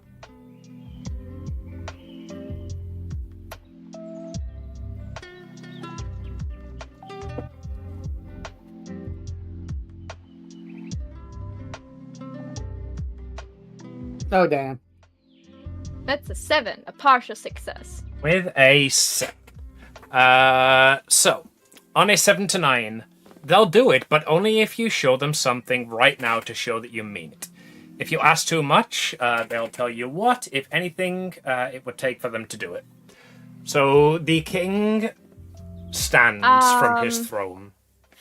I could destroy this with my ability, trust me. When you tell a normal person the truth in order to protect them from danger, what is a snake is a snake that has just literally killed their son. You roll plus charm on a 7 to 9. They do it, but the keeper choose one from. They ask a hard question. They have a better idea, or they stall to get time. And with the power... Oh no, that's something else. Okay. Roll your trust me then. If you want to tell the king the truth, in order to protect him from the danger that is somebody attempting to usurp his throne with a child that is not his. Partial success again. On a 7 to 9, the king stands, and the king says, "Very well. It is obvious that there is only one way we can decide your guilt or not. You will be thrown into the dungeons until such time that my grandchild is born.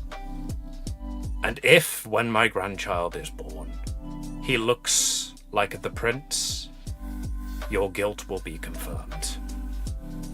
How should that confirm my guilt?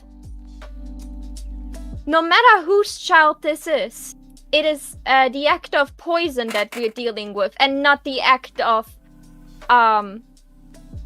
that my fiance was cheating on me. Your liege, and she shows the ring to the king. It would appear, my dear Nicolette, that you are no longer his fiancée. She takes a deep breath. It seems no matter what I'm saying, no one will listen to the truth. They just rather listen to pretty lies. Even you, my dear and wise king. On the contrary, my dear, this was your idea. You said that we should confirm the efficacy of the child. We should confirm if it is indeed my grandchild. And if that is what you wish, then so well. Guards, take her away to the dungeons. We shall find out what happens in 9 months' time. It shall be so. And she was about to follow the guards, but with her head high up. But it seemed that they didn't want her to have the time of day. So they grabbed her arms and started pulling her harder than it needs to be in this moment. Yeah. As if... Where is Midnight at this point? Well, if that would have happened, as I've written out, Midnight would be in the scene. Well, I guess Midnight is just walking through the palace and sees her in the hallway getting dragged away. Midnight is sitting on top of a bookshelf in the king's chambers.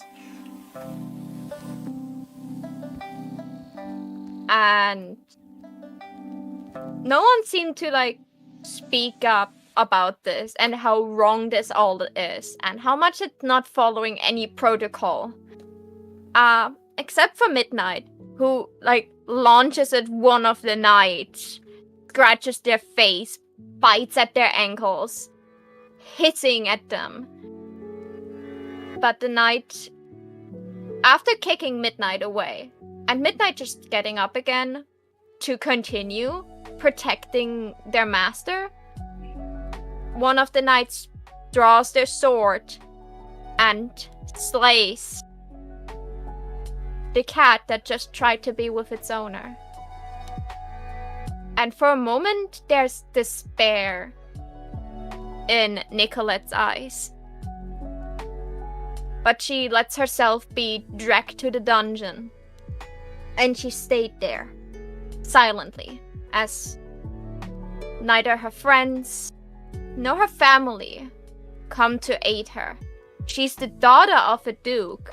There's no rule, there are many rules in place that even if she would be imprisoned, she would not be allowed in the dungeon with such uncertainty.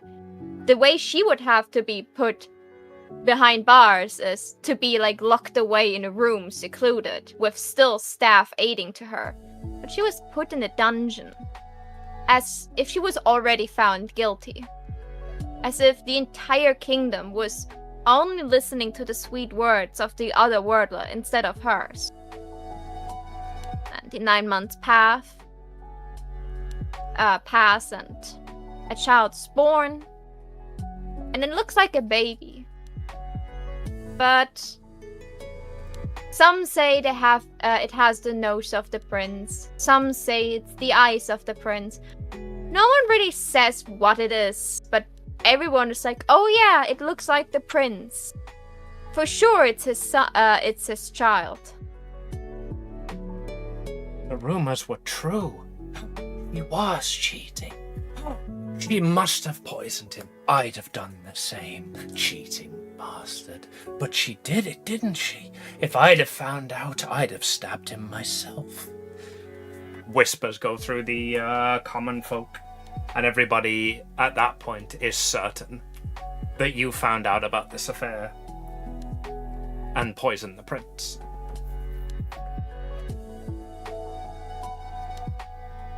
And at that, Nicolette accepted that no matter what she said, no matter what she does, no one will believe her anyway. And Annetta took everything from her. Her friends, her family, the place she had in the world. But there's one thing Annetta couldn't take from her, and that is her pride. So when the day of the execution was, and she got guided out of the dungeon to where her last moment should take place, in front of the common folk, the high society. Everyone was there. And even though she was wearing ripped clothes, she wasn't wearing any makeup. Her before shiny skin was matte because of the little amount of food and sleep she got. She was dirty, but she still was holding her head up high. As she walked past Danetta, she looked at her, and even though she should look defeated, she looked at Annetta as if Nicolette was still the soon-to-be queen. She was walking with dignity and pride and honor. And she lowered her head, and she was looking at her. And she was not showing any sign of fear or regret, not even anger. She was just looking at her, as if she was just a fly on the wall, someone not even worthy to be angry over. As she waited for the axe to go down. The king is sitting there on his throne, He says, Nicolette, betrayer of the kingdom, have you any final words? No matter how many times I would plead, I'm not guilty. No one will listen to me anyways. And the guillotine falls halfway through your statement. Oh, that is cruel to not even let her finish. What was the second half of your statement going to be? Because you notice as the guillotine cuts through your neck that you're still able to talk.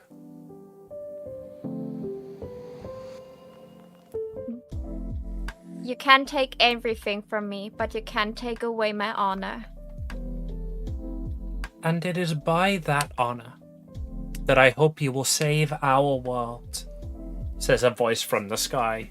As you notice that you are now standing on top of an endless ocean, next to 3 other characters. If you will lend me your aid.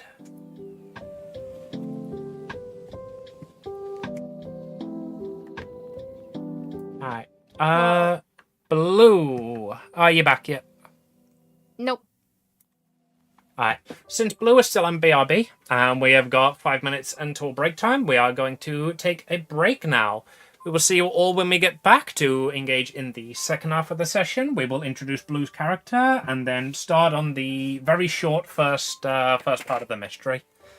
Thank you all for coming out so far. We'll see you all upon my return. BRB, guys.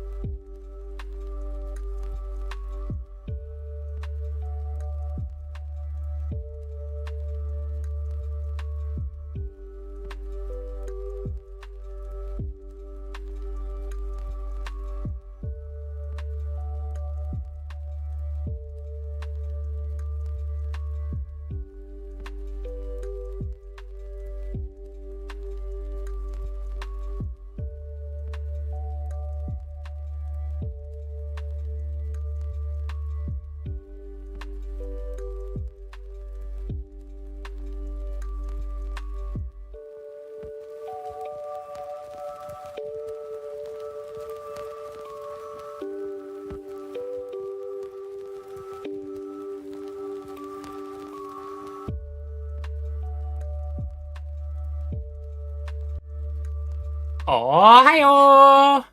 How we doing, chat? Food No, has been ta-da. food has been consumed. We shall return to the harlots. Yes. So we have done everyone Asterisk's intro. Blue has had to go and deal with something real quick, so we are gonna do his intro when he gets back. In the meantime, everybody else, you all find yourself standing on an ocean with a voice in the sky promising you fame, power, success, and the chance to be a hero. Okay, so Nicolette is crossing her arms like, yeah, no. Are you the one who sent me that phone number? What's a phone? Wait, I'm panicking because I can't swim. You're standing on the water, but like you can still panic if you want. Yeah, I would, because I don't know what's keeping me there, how long it's going to keep me there. All I know is if this stops, I'm plummeted. Oh yeah, you have trauma of drowning. I didn't even think of that. Yeah. I didn't literally either.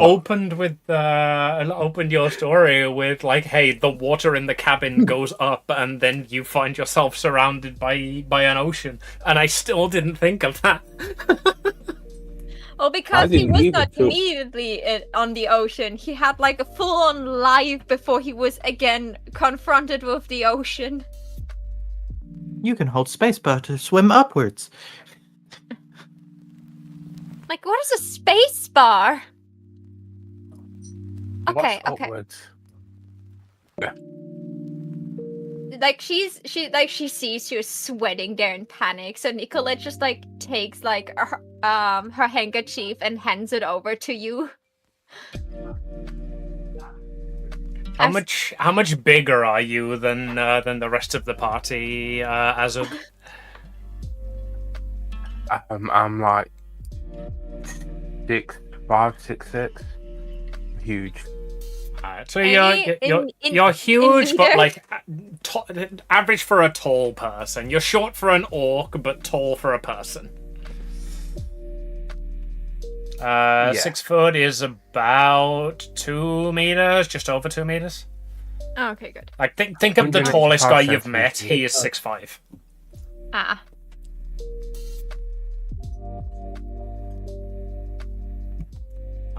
So yeah, I'm you 6'1" real life. you take that handkerchief and you wipe your face. It is barely enough, but it is just enough. Yeah, it's tiny, but it has embroidery on it. It looks very pretty. It also feels like it's made out of some expensive material. So, Yeah, like Nicolette when I hand it back to you, it's just completely dripping with my sweat. Right, there you go. Yeah, she's just like lifting her hand. I'm like, you may keep it. I gift it to you. I don't need it. I didn't mention this, but actually, no one actually can see my face. I am wearing a welding mask. I wear that at all times. You take the handkerchief and wipe the welding mask. Yeah, I wipe the visor clear. So Nicolette just stares at the sky. It's like,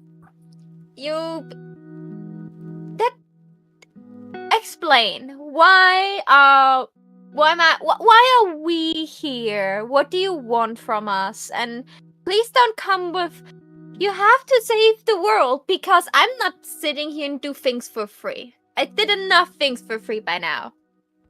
Well, hi, this Lizzie from Mega City Press. What company are you with? I am Company? from no company. I am the goddess of a world called Dicot. A world that is experiencing a plague. And unfortunately, Miss Nicolette, I'm afraid I must ask the very thing you've asked me not to ask. I need you to save my world. It has been overrun by heroes. How'd that happen? That sounds like a you problem to me. Aren't you like if you get us in, aren't we heroes as well? Well, yes, but sometimes one must fight fire with fire. Can you Title stop drop. with this whole BS? Can you stop with this whole BS? Come down here. Come on, show your face. Come on. I'm not going to be talking to the air. Come on. Very well. And in front of you, the water begins to swirl upwards, in a whirlpool. And when it descends again, standing there is a very stereotypical image of a goddess. Long blonde hair, like a what's the word I'm looking for? Like an old robe, like a toga, sort of. Big, white, long, flowing white dress. Yeah, big, long, flowing white dress. Piercing blue eyes, chin that could cut someone if she butted them, and hands outstretched in front of her. I must ask you for a favor. Our world is overrun by heroes, and unfortunately, in order to stop this, I must recruit heroes. Explain that logic. As she rolls up to her, grabs one of her hands and shakes it. Lizzie from Mega City Tabloids. How did you get us here? Are you the one who brought us here? She shakes your hand, like somewhat bewildered at this adventurer who would come up and shake the hand of a goddess. Okay, I'm going to show her my press pass right in her face, like not into her face, but like right in front of her face. Yeah. She leans in, like materializes a pair of glasses to like squint at the press pass. Oh, your credentials are up to date, I see. Very well. I am Aphrodite, goddess of Dicot. Okay. What is a dicot? That's a dicot is my world. Okay. So you want us to save the world from a plague of heroes. What do you want us to do? Like, I'm not really a fighter, and like points at like her entire like ladylike appearance. I'm a reporter. I uncovered the truth. Exactly. Each of you have been chosen because you have certain skills and certain motivations. You have each been scorned by the heroes of your world, those adored in the public eye. And so I pulled you here at the moment of your death, so that you can expose the heroes of my world. Should we kill them for you? Do you want them publicly humiliated? Do you want the newspaper girl over there to like write an article about about them? At that point, I'm going to scream a high-pitched scream in pure panic and terror. Very cool. I have to get back and get it written. It's some top-tier stuff. I gotta go. Oh, Miss Goddess, it's very nice to meet you. Appreciate that. Go ahead and call my editor. We'll work something out. All right, I gotta get back. Oh, you need not worry about that, dear. I made preparations that your article was written. And your article was received by your manager. Your DM here, not the goddess. Do you have a family or? Liz would have, basic family. Basic family. Like she'll have like I'm gonna say like she came from a small town, moved to the city. The paycheck from that article will be delivered to your friends and family in order to help pay off your funeral arrangements and deal with your estate and affairs. Your laptop hard drive has been erased as well. You planned this, didn't you? I simply reached for willing and able souls across the cosmos. You can see her sweating more and more as she gets there. Yeah, alright. Souls dying at the opportune perfect moment with the opportune perfect motivations and collected you here.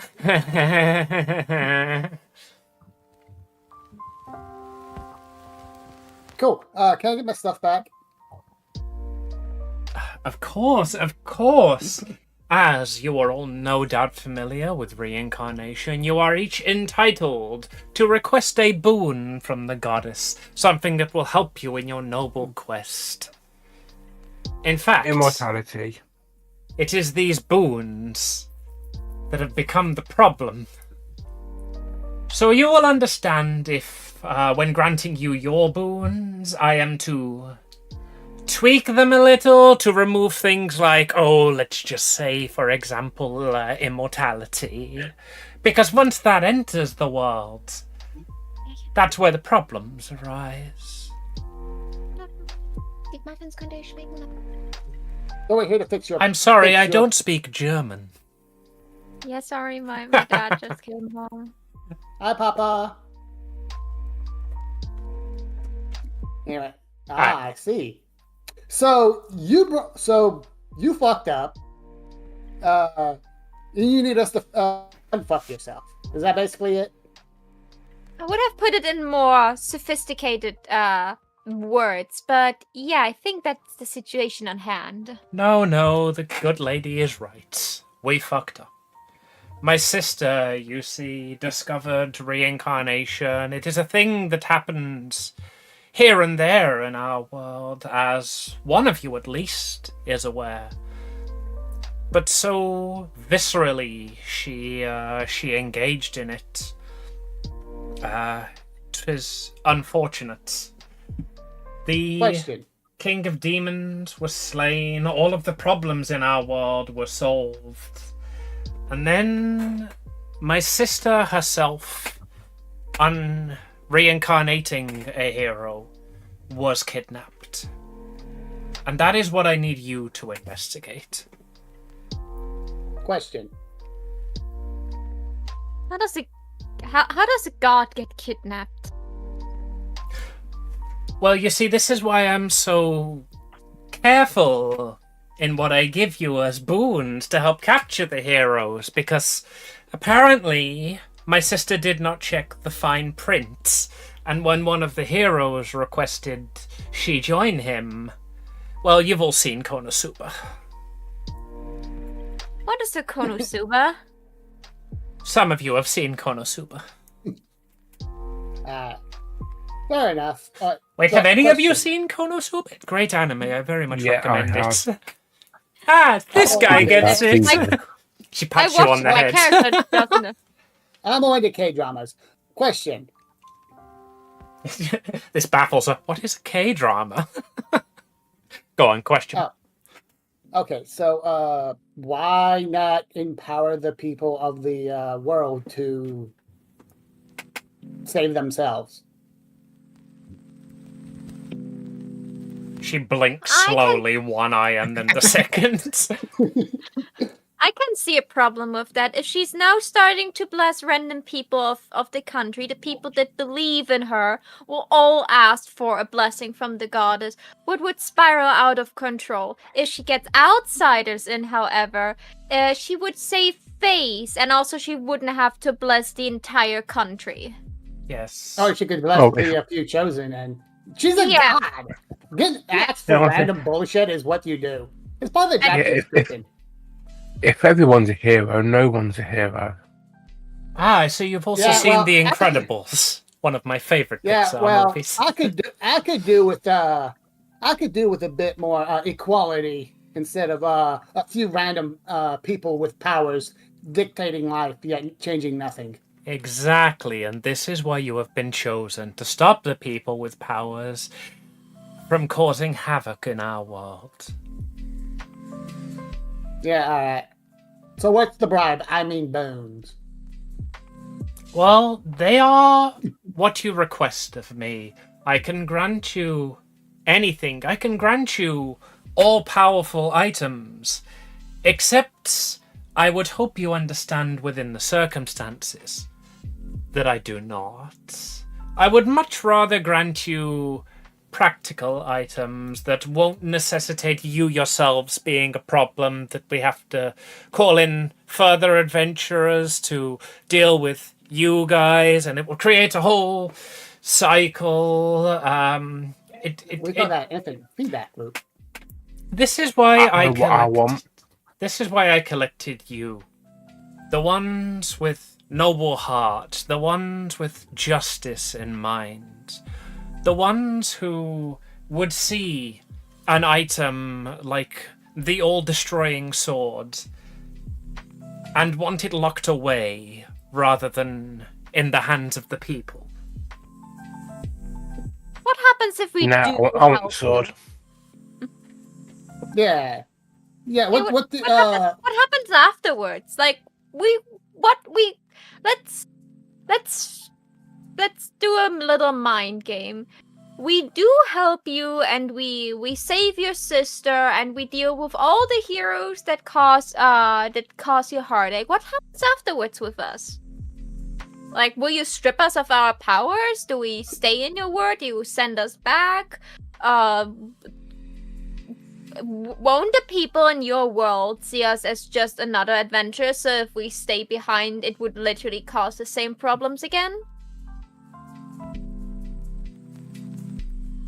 Well,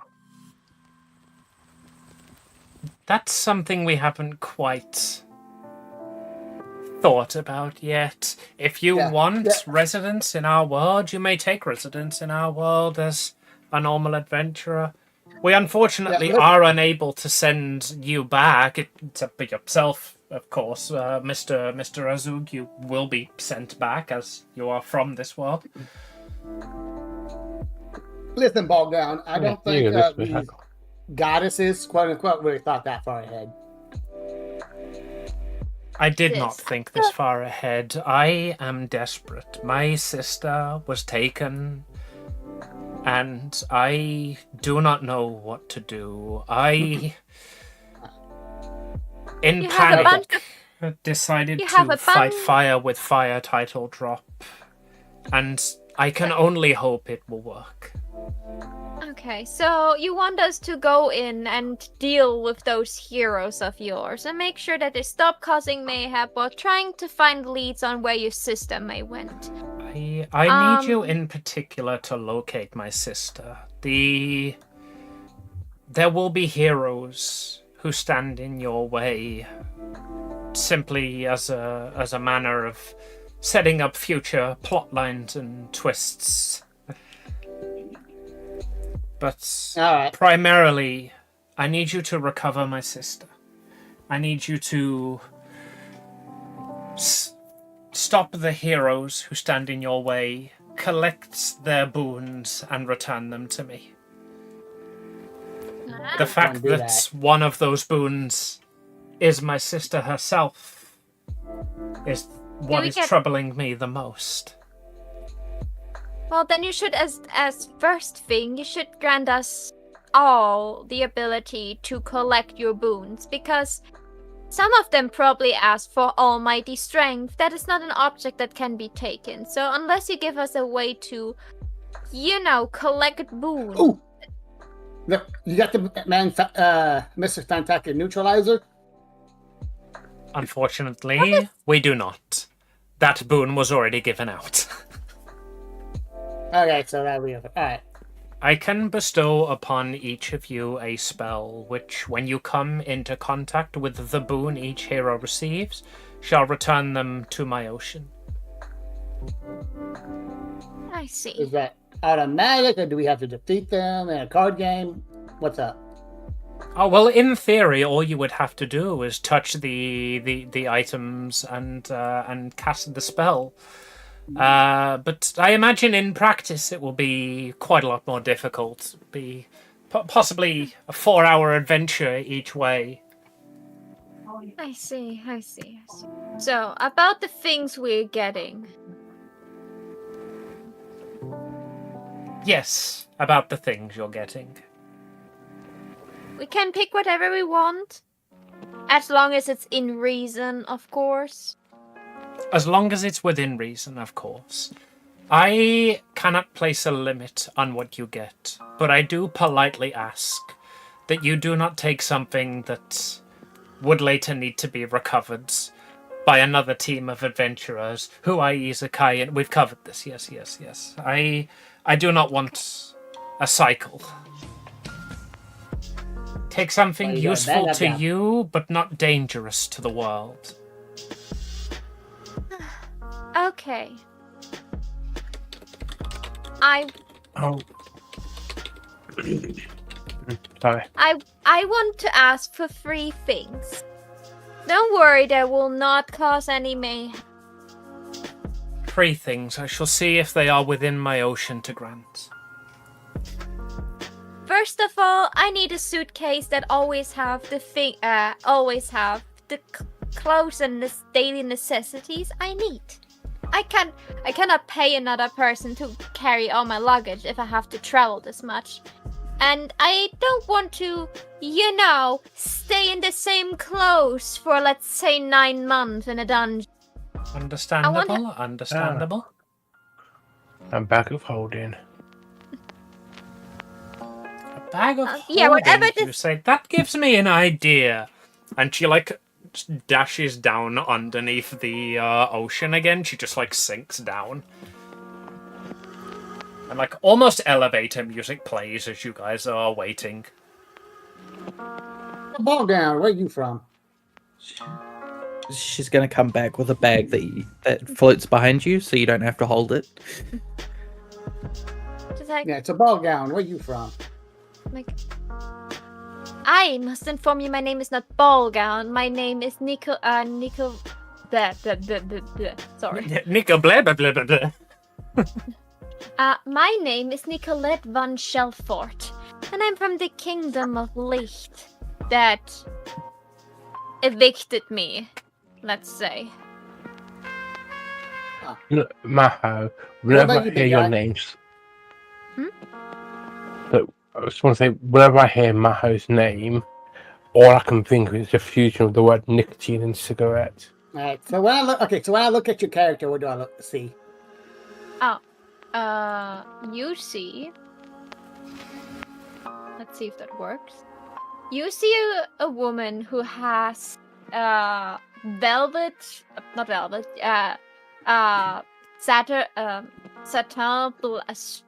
long black hair that shines. Her eyes are like amethyst. She's not especially tall, but she stands there tall and elegant. She has an aura of superiority a little bit. She looks a little bit cold and distant, but not as if she would look down on anyone. Unless the goddess gave her some proper clothes to wear what she would usually wear, but she would probably wear a ball gown, what a medieval lady would wear. Sunny called you ball gown, so let's say that when you guys were reincarnated, you appeared in your standard attire rather than the rags that you were wearing to your execution. Yeah. What I'm assuming is they threw her in her gown. Yeah, and just or let her rot. Gave her a gown before execution. She was in her her nightgown when she was thrown in. I just thought of something nasty. Let's see if you two would be great. Before they executed, the clothes they gave you would have been your wedding dress. Oh, that is evil. Why would they do that? Because they're evil. I mean, it's very clearly the rival did not like you.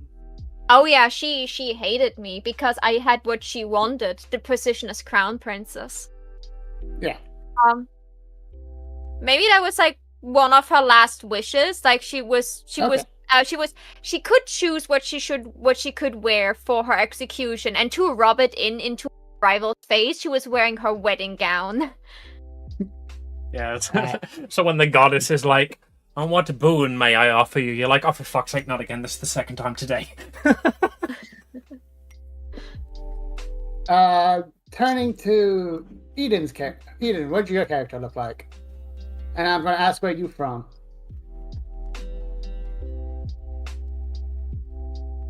Eden? Pet? Boop. Boop. Oh, there you go. Okay, yeah, pet.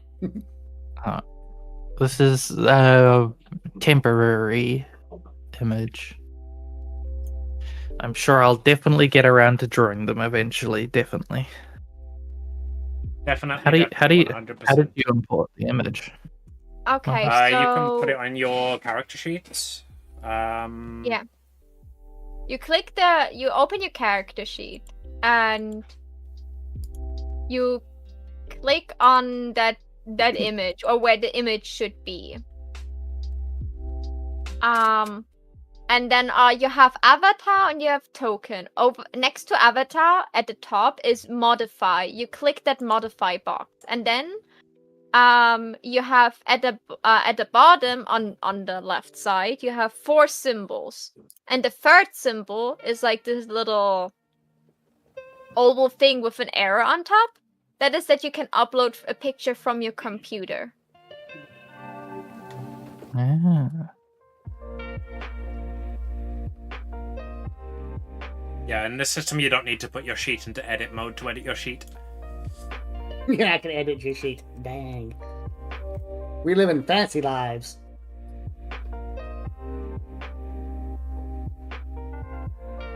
Do you want me to come back to you? Yeah. Basically, I'm just going to go through my teammates, ask them where they are, and let them describe what they look like, if that's okay. Fine by me. Save me a job. Alright. Big guy. As I look to Uru, what's your deal? You said you're from here? Yes, this is my home planet. World. World will World. do, says the goddess. Yeah, so you would know about, like...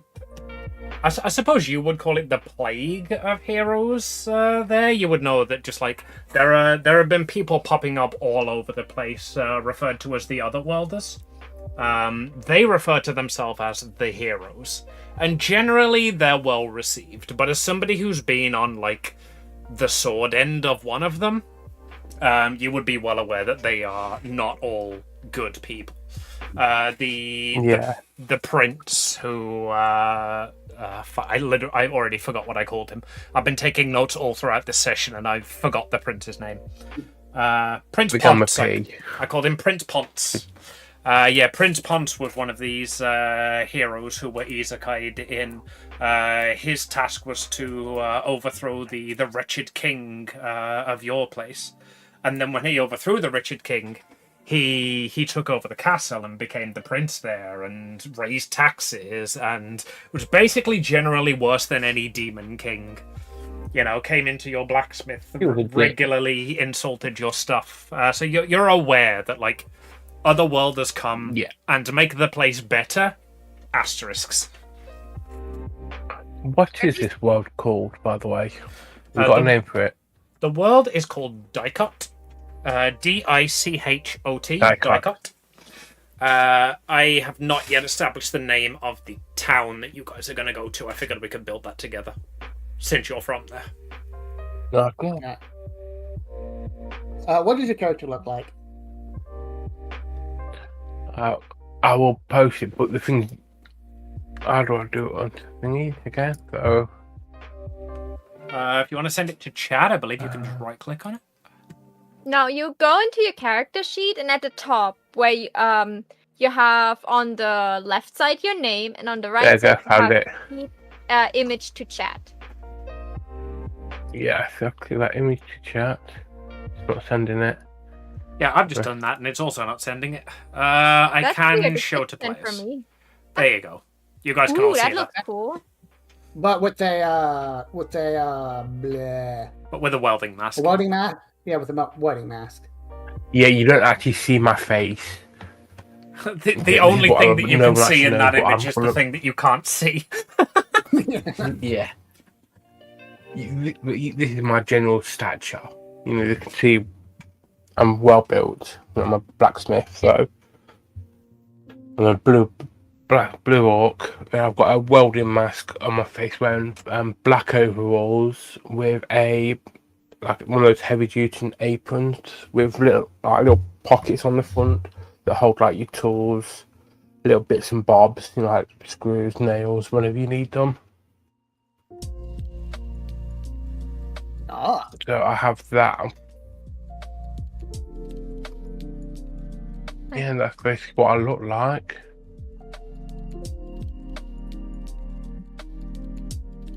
All right. And I am from, what do you say, Dicot? Dicot. So, yeah, I'm originally from Dicot, and I have come across these so-called heroes, and I personally know that not all of them are good. I have come across some bad ones in my time as a blacksmith. Ah. Yeah, what a bunch of a-holes they are.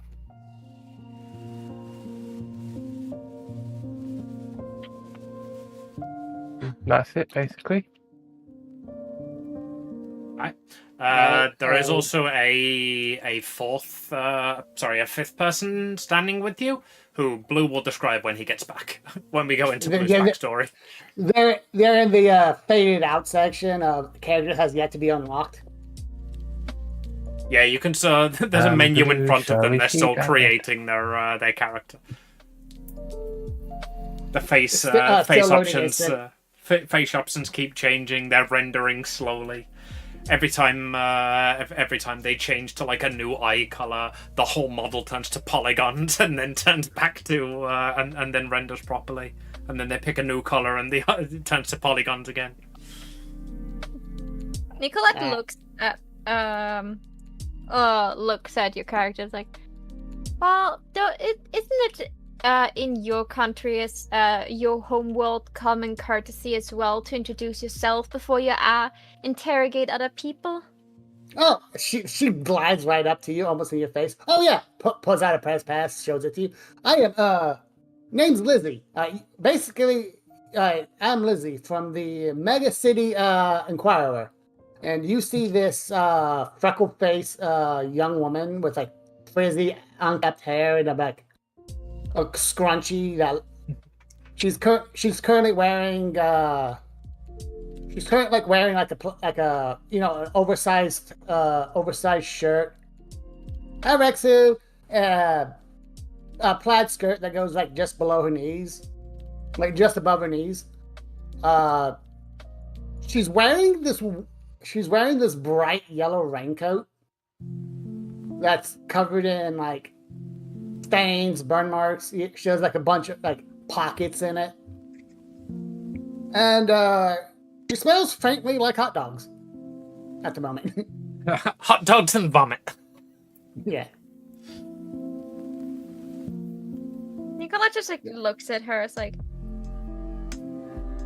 it seems you're also from the common folk, as most people here. But did your parents not treated you well? Thank you, Paper Bag. I'll hydrate. Thank you. And stares you up and down. Oh. If it's clothes or money you need, I'm sure we can figure something out together. As she like almost pities you because she thought like you wearing rags. Thank you, ball gown. So tell me about your kingdom. What's there to tell? This is a normal, thriving kingdom that now has no crown prince and the serpent as its new future queen. It will fall to ruin in no time, my absence, but I guess that's the future they chosen for themselves. And does she have any of her reporting equipment on her? Not yet, because she just got isekai'd. Yeah. So probably Anything you were holding when you got isekai'd, you would still be holding now, except for your familiars. Your familiars aren't here. Okay, so I would have my pen and notepad. Yeah, definitely. So I'm writing it down. I've got a giant hammer. Yeah, I Like very a medicine specifically with a giant described hammer. you picking up your hammer just before you were teleported here. All right, so so that's what Lizzie looks like, and basically she's going to go around interviewing and interrogate everyone till the goddess gets back. All right.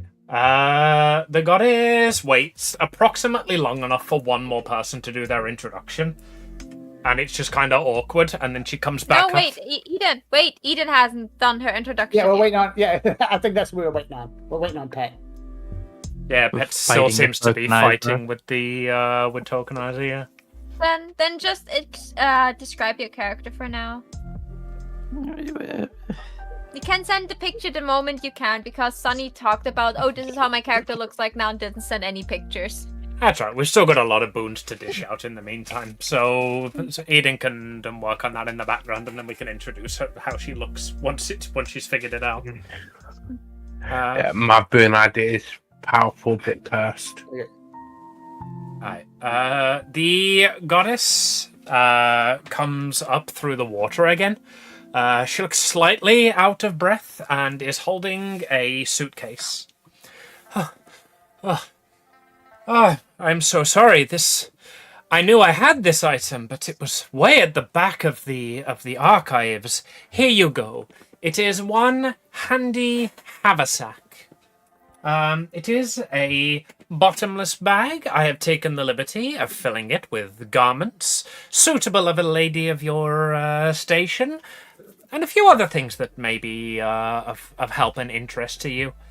You said you wanted 2 more boons. Hopefully those are not quite so far at the back of the boon library. Well, it would be nice if we would have enough pocket money to stay at inns. Or because I don't want to, go in there and hope that they just give us a place because we're heroes, because that would not be good for the economy.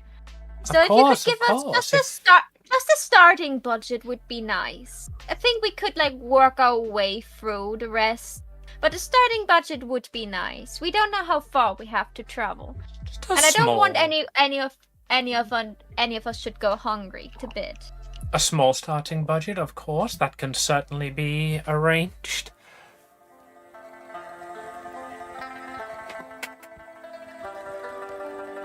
Okay. And she just keeps looking at you, expectantly waiting for the third request. Yeah, and she's like, and for the first time, she doesn't look as cool. She has this slight expression of longing in her eyes, pain. She's like, if you could bring me back, do you think you could bring someone else back as well? Possibly, if I can locate the exact moment that they are to die. I cannot kill them myself. That is. Oh no!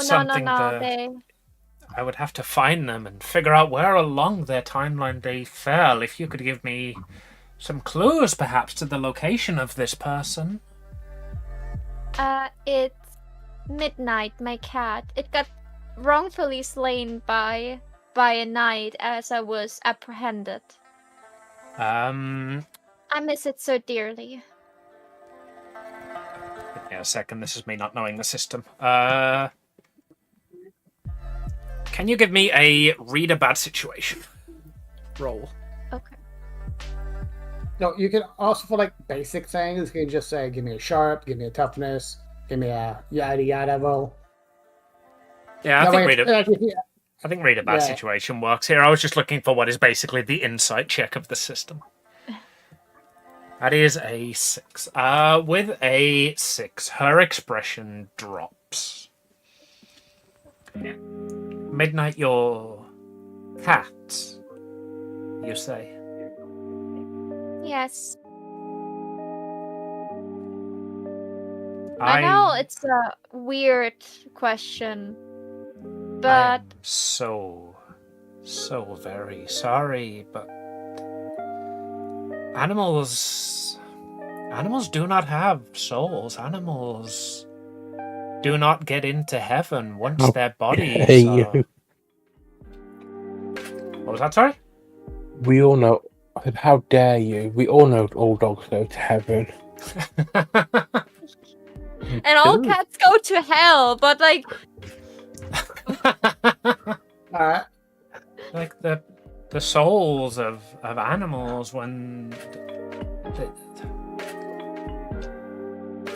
And she like stops and thinks a second. yeah, and like Nicolette just like looks down, a bit defeated, and then she tries to get composure of herself again. It's like it's okay, it's okay. I got the necessities we need. It was just something I missed. You don't need to worry too much about it. It's nothing that is immediately needed for my survival. Yes. Unfortunately, I cannot provide you with your dear, precious, beloved cat. I'm going to have to offer you an alternative, unfortunately. Midnight, you say, a black cat. Can you give me the time and date that they passed? They died almost exactly 9 months before I found my end. Give me a moment. And she like descends down into the water again.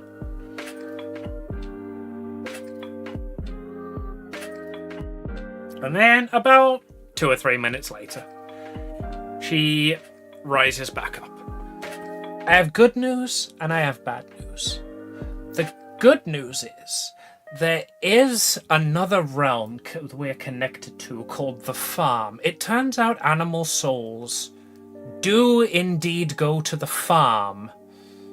The bad news is I couldn't restore their body, so Maho, make a act under pressure roll. Okay. 1 second.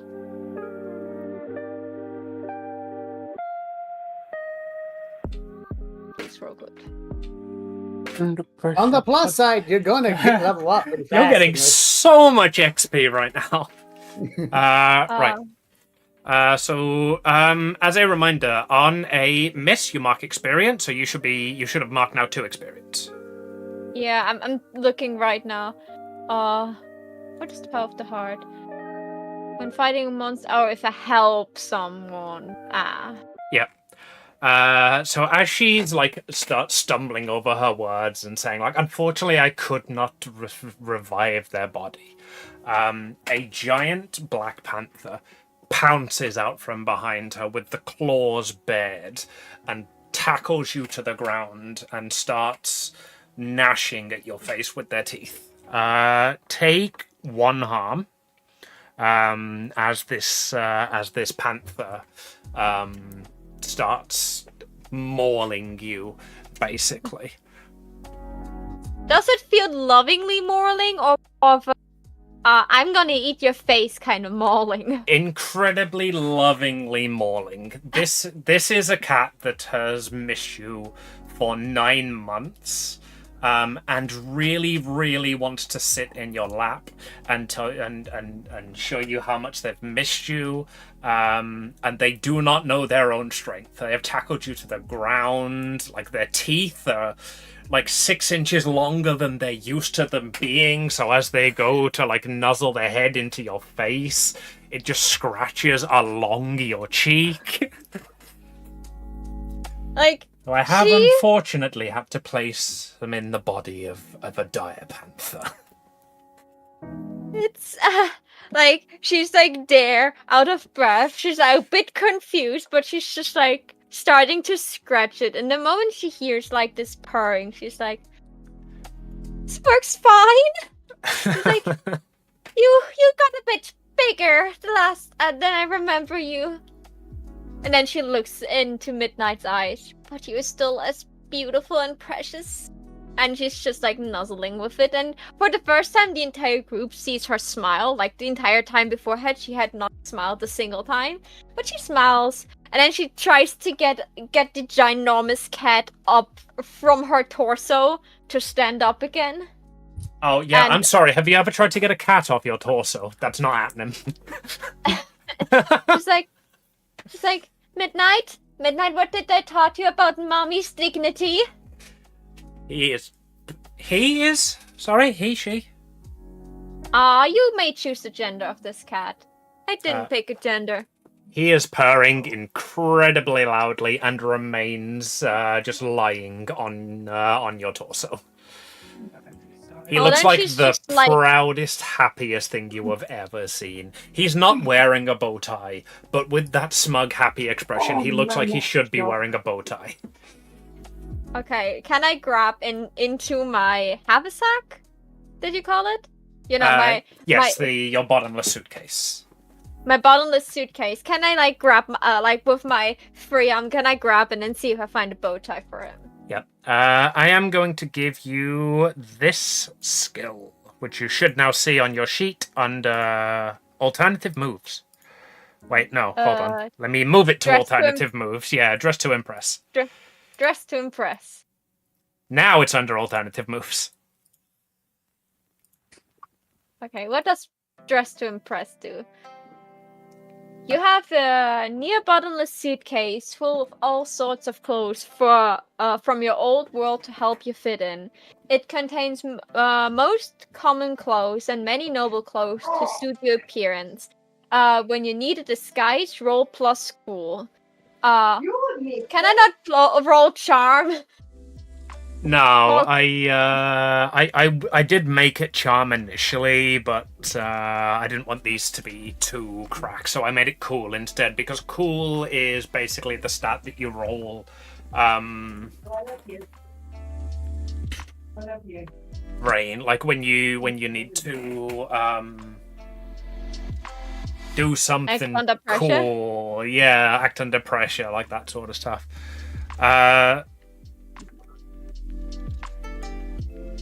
So I get a +1 going for manipulate someone. Yes, If I have so the perfect disguise. so that's why I didn't Can you also help- put this under charm, because manipulate someone is a charm roll.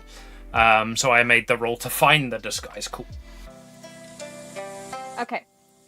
You can cobble together a disguise that might work in most situations as long as no one looks at you for too long. I love that. So at the risk of giving you even more experience, roll cool to see if you can dress to impress. Oh, that has lost the actual roll on it. Let me... Hey, that. partial success. Partial success. Alright, so on a partial success, you're not able to find a bow tie for Midnight, but you can find the cutest little like hairpin that you can put just like at the top of like clip onto his fur by his ear. He does, however, look like a girl cat to everybody who sees him. Fine. It's a cat. I think it doesn't care for gender that much. It is lying upon you, purring, and very much does not care for gender that much. Yeah, like she's just clipped. She could just, clip the ribbon like below his chin. You know that, right? Well, if she's clever enough to do that, then she can too. Alright. Uwu, you sounded like you had an idea of what you wanted your boon to be, so the goddess turns to you next and says, Azug, what may I offer you in exchange for helping me find my sister? The first one was kind of a joke what I was going to do. I want to say it's very powerful but comes with a curse. I want 2d6s that all faces a 6. That everyone's success, but I'll never level up. But the one that I really want is an item that will give me a form of teleportation. The restrictions on it is I can only teleport back home and to where I teleported from. It's like a one-way system. I can't just teleport to anywhere. I have to go to the location, I can teleport home, and then I can teleport back to where I was. Ooh, there's actually a feat like this that Yeah. is a Haven feature. Yeah, not only can I give you that, I don't even need to code that in. Let me find which playbook it was. I don't think it was a Haven feature. I think I took it from another playbook. It was either from the expert or someone else that has like a vehicle, because it was like any playbook that had a Haven. I think I took it from whatever the holy one is, the divine. That might have been Angel Wings. Yes. Yes. So I can give you Angel Wings as a boon. That is literally a move that I don't even have to code in. So No, she that- says. yeah, but She says, of course, my dear. If you would like to be able to teleport to your homestead, then I shall make it so. just from the I can teleport to my home and then teleport back to where I originally teleported from. Yeah. So Angel Wings is you can go instantly to anywhere you visited before or to a person you know well. Yeah, I'll do that. The only roll on that. The only roll on that is you can bring 1 or 2 people with you, but if you do, you have to roll it. But you can go That's yourself anywhere, anywhen. So we'll put that in playbook moves. You have now got Angel Wings.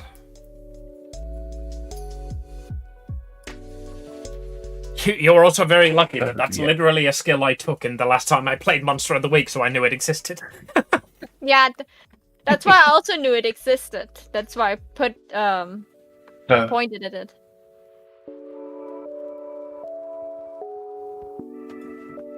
Okay, so it's a proper success if it's just me a roll if I'm carrying people. Yes, basically. Okay, yeah. And she again descends down below the water and comes back up a minute later holding a small brooch in the shape of a metallic angel wing. And she pins it to your overalls, the collar of your overalls. Like, overalls have collars, right? Yeah. It's strapped. Yeah. So she pins that to you and says, "There you go. You may take the boon of the angels."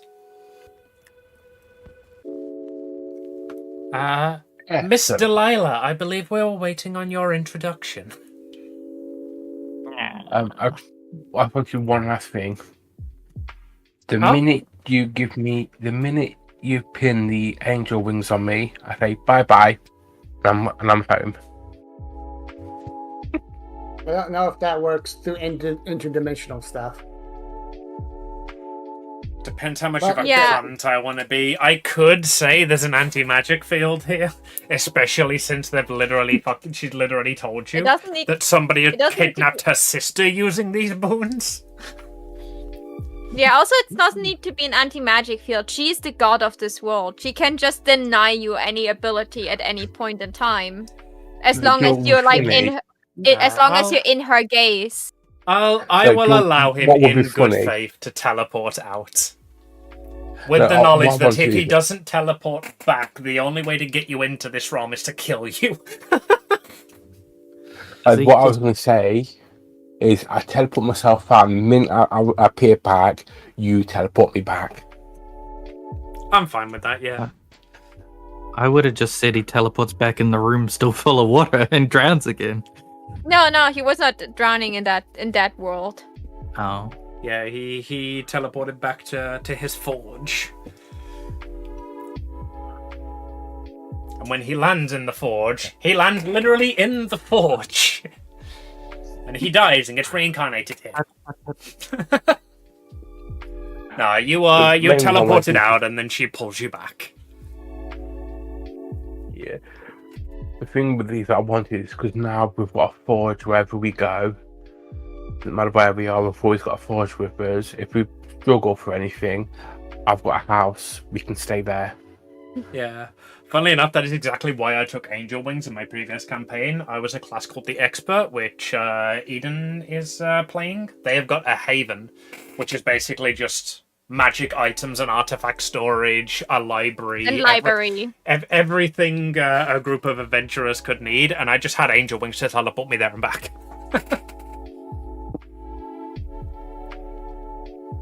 You think mostly about use it? I've for been playing booty with. calls. What was that, Sonny? You gargled. You mostly use it for booty calls. Oh yeah, definitely. I can go to any person I've met. That includes my bunny girlfriends. Yeah, I've been playing with you too long. I'm thinking like you now. Excellent, excellent. The transformation's beginning. I'll get you DMing before the time's too late, and then you'll be the forever DM. Said cool guy. Never. Said ice guy. Alright. Eden, do I take it from your groan that you're not quite ready? I mean, I guess I don't know. I just I don't know. I'm struggling to figure out how to speak. You need, Alright, you need help with anything. let's address that first then. So the goddess is going to look at Delilah, and say, "Oh, you poor soul, you've been sequence broken, haven't you?"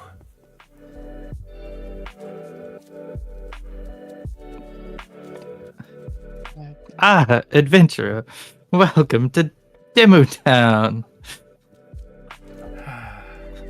My poor dear, I regret that I could not save your family, but if it makes you feel any better, your family are not in danger. They will forever be trapped in the fire, but they shall not die, they shall not feel pain, they shall not hurt. And she is going to descend below the water, and much quicker than before pop back up. This is the sort of, like, you feel like this is the sort of thing that, like, you know, these are the boons that you pick on the way out at the clearance section. And she is going to pin a lightning bolt to your overalls, like your dungarees that you've got. She's going to pin that on and say, "As long as you wear this, your sequence shall remain unbroken. You have will now." And a fast and Well, clear mind. Me as a person, not the character doesn't know how to speak. That's the Aw, tempo. she's Oh, that's adorable. That's cute. I like that one. That is adorable. At some point, we probably should like keep these permanently on screen so people can look at our characters as we interact, and then not just be this. I just have like because I show my internet window, I just have my character like in the picture of her in another tab open. So I can just, like, when no one is rolling, I can just have my picture of my character open. If that becomes the main campaign, Amy maybe sits down with the other artist and makes like a, like a picture where all the characters are visible. But Yes, this is like a And this trial time we'll do campaign. it with more than 3 days' notice. Yeah. Oh my god. I've only got mine up there. Hey, nice. I'm the only one without a character. Woe is me. It's you. Alright. So, hey there, Delilah. What boon do you want? How might I convince you to help me rescue my sister? And also, if you can't think of a boon, you don't have to take one. Or out of character. I'm about to ask for some shit. You can always take their shit. I'm not. She's not going to give me. But this shit, I'm not.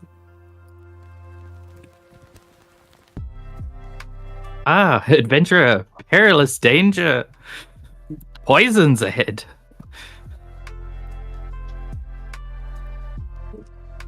I think she wants poisons. You would like poison? I can see if I have any. No offense, miss. And she turns to Nicolette. It's like, don't worry. I'm not angry against any poisonous creatures. It's not their fault for producing venom. Alright, so, as a player, what are you asking for, Pet?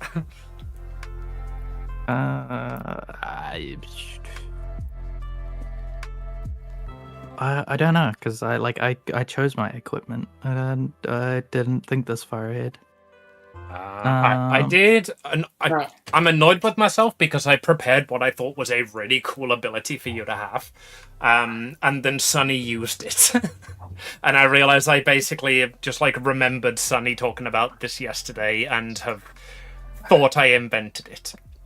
So I am going to give you this, but I will think of a better one since Sunny has already taken a skill that does this.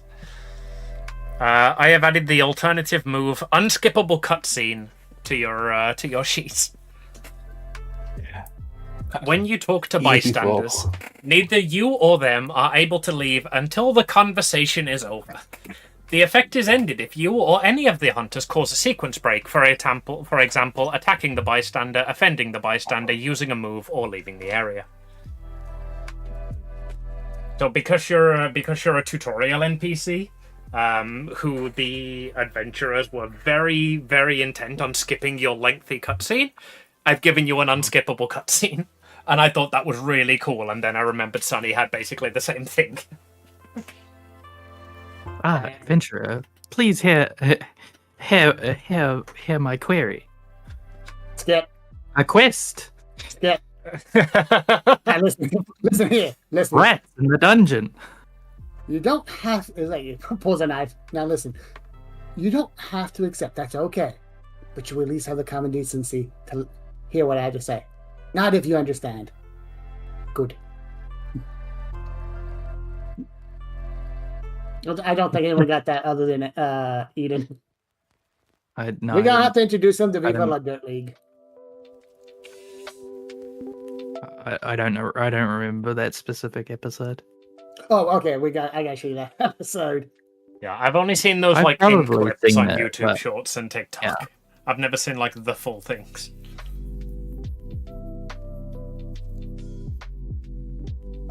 Anyway, so yeah, you've got unskippable cutscene. I will see in between sessions if I can think of one that doesn't overlap with other people. Unless you like that, unless you want to keep that, I'm fine with that.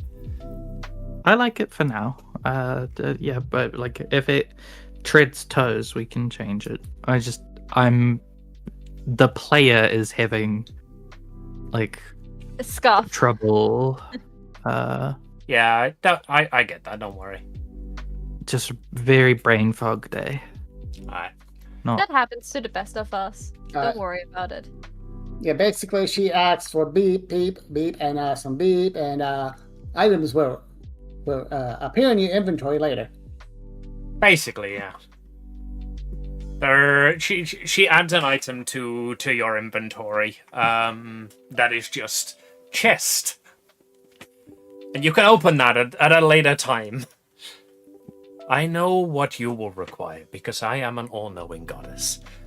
I have provided you with a chest that has it at the time that you are ready. All-knowing goddess, we forgot to install a failsafe into our plans. She's gonna turn to Random you, loot Lizzie. dropped at the end of the dungeon. Yes, perfect. She's gonna turn to you, Lizzie, and say, "You, my dear, are the solution to my problems. Might I ask what boon you request?" Oh, Maurice, how you doing, darling? She rollerblades up to the goddess, real close, giving a shit-eating grin. Okay, so first of all, I'm gonna need my crew back. Unfortunately, I cannot bring animals back. Oh, wait, hold on. And she goes below the water, comes back up above the water again, holding an umbrella and a cat plushie, a dog plushie. Sorry, these dog plushie, and don't forget the crow plushie and the crow plushie. She passes them over to you. The world of the farm is delightful. It's full of animals. It's wonderful. Well, they're not animals, they're yokai, so... I shall have to speak with the administrators of the farm, then. Yeah, they're spirits that are bound to the plushies and the equipment. Speaking of which, I'm going to need I will need the tools and stuff to maintain, resummon. It sounds like this is going to be busy and dangerous, so I'm going to need to keep my crew in tip-top shape. Also, I'm going to need my equipment. My notepad. For the fun stuff. She reaches into your pocket, takes out your notepad, and hands it to you. Yeah.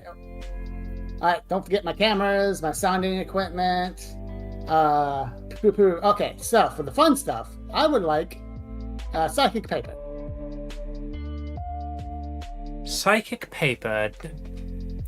Do elaborate. I assume you're talking about the Doctor Who stuff, but the goddess has got no idea what you're talking about. Yeah, basically, if I show someone, basically I want a piece of paper that, like a little badge thing, that if I say I'm this, the page psychically shows the person what I'm saying. So if I say I am an investigator, it will show the credentials of an investigator. If I'm the king of Cheeseland, it shows the feel and credentials of what they think Cheeseland would be, or what I think Cheeseland would be. You need to watch more Doctor Who. Hold on a second. So your truthiness basically does this already. So what I'll do is add to the end of truthiness. You have a sheet of psychic paper that can assist with this. All right. I would like a skeleton key. Unfortunately, we are out of skeleton keys. That is a very oft requested item. That boon is out there in the world somewhere. Perhaps when you return it, I can bestow it upon you. All right. How about a magic eye that allows me to gauge someone's ability and powers?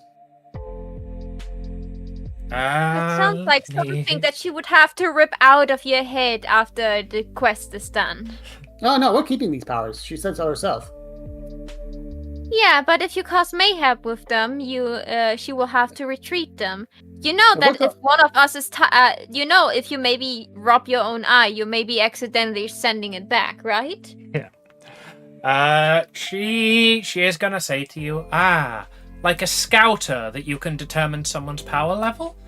Unfortunately, power levels do not exist in this world, but we do have that boon that has also been sent out with another adventurer. He was mighty angry when he discovered power levels that don't exist in this world, and that boon was useless to him. So angry, in fact, his hair turned yellow. No, okay, basically, I want something that allows us to tell what the hero's boons are. A boon detector. A boon tang, if you will. Yes. I can bestow upon you something of the sort.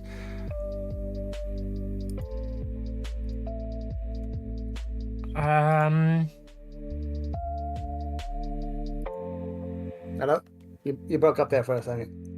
No, she's yeah, thinking. no, That real life. That's me thinking. Yeah, so...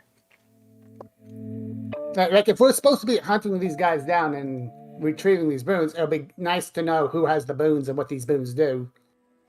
Oh, trust me, I didn't need a detector to know a serpent if I see one. People like that will not hold back in showing what they have. And the people that do hold back and not show what they have are usually people that don't cause mayhap and ruin kingdoms and seducing taken men. Yeah. You've never been around a lawyer, have you? So my issue here is that the goddess would definitely give you an item like this. The DM doesn't want to give you an item that automatically solves every mystery. Okay, unfortunately, I do have that boon. However, someone already took it. Yeah, I've said that for basically everything else you've asked for, and I don't want to play the cunt forever. But yes, like Uh, I have that boon. Okay. It has been taken already, and like similar to the others, she says to you, like, All if you right. find them in the world, then perhaps I could bestow it upon you again. Okay. How about a boon copier? Definitely not. Okay. All right, We're fine. trying to How reduce about- the amount of boons in the world, my dear girl. Okay, a one-time boon cop. Basically, we defeat the person with the boon. I get a copy of the boon for one-time use. Ah, yes, I see. And then you wish for more wishes. No. That you can wish for more wishes. No, you cannot can- wish for more wishes. You can't wish for more wishes. You can't wish to bring back the dead. And besides, the genie lamp has already been given out as a boon. Okay. Okay, so as Nicolette noticed that she's gently pushing Midnight off from her, gets up, takes out of her like neat little suitcase a like this hand fan, Yeah. puts it together, and then not hard but slightly smacks it on Lizzie's head. She's like, enough. You greedy little thing. How about you think about something that you really need to survive in this world instead of something that you may or may not need to be perfectly prepared? You're not the only one going on this adventure, and most of the things you ask for will only cause us more trouble and hardship than actually helping us. So how about you, I don't know, wish for being connected to the newspaper here, or whatever you may see fit for you to proceed your line of work, Hmm. while also helping us. I don't know. No, you have a point there, Ballroom. Will you be toast to the god? Will you be my editor? I would be delighted. I cannot interfere with mortal affairs, but I can interfere with your spelling. Right. All right. So you be okay. Did your editor die, or whoever that person is? Well. Because you just If I'm said going she to be in this, if I'm going to be in this world, ball gown, I'm going to Nicolette. need to. Right. It's a weird name for a You ball can just gown. call her- Yeah. Just call her Nico, but if you call her ball gown, she will always correct you to Nicolette. And every Alright. time you do it repeatedly, she will say the entire name before letting you speak. Please Okay. do that all throughout the Well- campaign. All right. So base. All right. So wait. Up moves. All right. So relax, producer. The employ. Basically, what I'm going to ask for is basically. Bleh. The goddess be my producer and editor. Basically, I send back stories, and she distributes them throughout the kingdom. Yep, I am completely fine with that. And the goddess says, of course, I shall put you in contact with various tabloids and town criers throughout the land. Your stories shall be told. Also, full benefits and with pay. We Full can discuss this benefits later. with pay. But no That's it. dental. There's always no dental. Fine. In exchange for dental, I can offer you this. And she pulls out of her pocket like a small pin with an eye on it, which you feel like she had already picked out to give to you. Something a reporter might find useful. And you now have a new alternative move on your sheet. Okay. You come from a world of magic and have retained a reporter's most useful spell, Zone of Truth. Magic works differently here, though, so it might not always go your way. So you gain the ability to cast Zone of Truth, but it might backfire and Zone of Truth you instead. How does that work with my truthfulness, though? Because no matter what because people think what I say, I think is the truth. Yeah. It doesn't mean I Yeah. have to actually tell the truth. Yeah, but like so if, you if- can lie out of your teeth and they will think you're telling the truth. If your Zone of Truth backfires, they get to ask you a question and you have to answer it honestly. Okay. So no more. So it could very much end with you just like telling them in their faces, you know what? Like, I really don't like how your breath is smelling. Even though you were trying to convince them to let you in. Yep.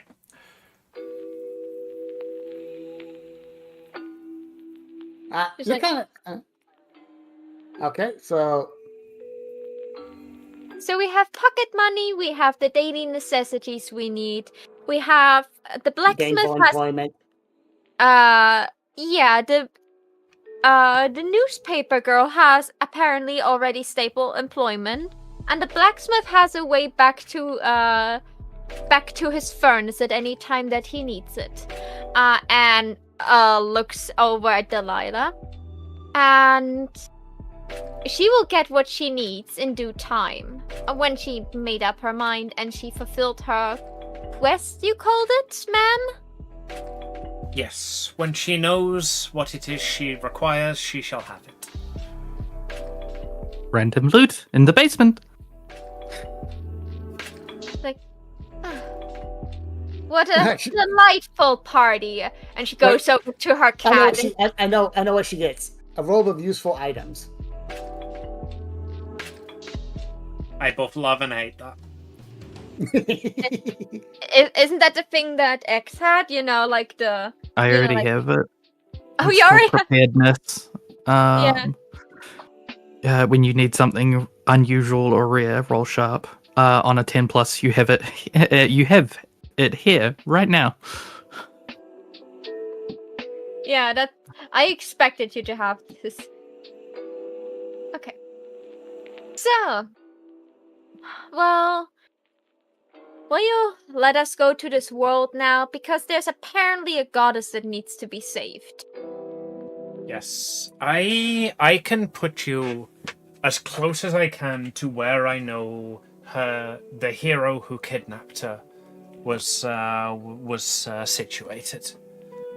A small town called. I should have prepared this in Advancicus. The forest of where trees eat people. I see. Far from lagging. Shudaprep. Shoot a prep. Should have. A town of the town of Shudaprep. It is a relatively small town. It is my understanding that the hero who went there requested the sword Excalibur, in exchange for the quest that she gave him. What quest she gave him, I do not know. Why he took her along, I do not know. I would like you to investigate the area, return Excalibur, and find out what you can about my sister. Well, then let's. And like she's like opened her fan and fanning herself a little bit. Well, my dear ladies and gentlemen, I think we have a case on our hand. And I really want to sleep in a normal bed tonight. No. Eden, are those your notes? Or are those your phrases that you will repeat repeatedly so my far? phrases, but they're part of my notes. I've got other notes. Are Didn't you you get just your gonna notes go by before? that? Is that gonna be the only lines you can speak? I'll add some. That's beautiful. Maybe that's one of the boons is I get to add a line of dialogue to my dialogue tree. Basically, the- Eden's character is slowly coming to terms with being an independent character. Yeah, she needs to learn different lines. The mouth that she pinned to you that gave your autonomy basically just keeps adding phrases that you can say. I more thought that instead of having to say the entire line of dialogue, it lets me say partial lines to combine them. That is a lot of work on your part if you want to figure out what you can say, but if you want to go for it. Yeah, That's just fine. just remember you're That's not why like bound by NPC rules anymore. Yes, you all believe that this is the real world. You are all now real people. Wink. This one, for realsies, is definitely the real world. Obvious. Who cares if it's the real world or not, as long as you got like, free will and your stomach filled. Who has the most fantastical hair color? They need to sit on the side of the classroom next to the window. Looks at Lizzie with her bright red orange hair. It's all frizzy all over the place. Yeah, Oh, yeah, Lizzie's got the red hair. Nicolette's got like the pink inside the hair, and Azug has got the main character mohawk. We are all together. We're like a Transformers. We're or like the Power Ranger thing. Only together we can become the character. Yep. And Delilah has got the oversized hat.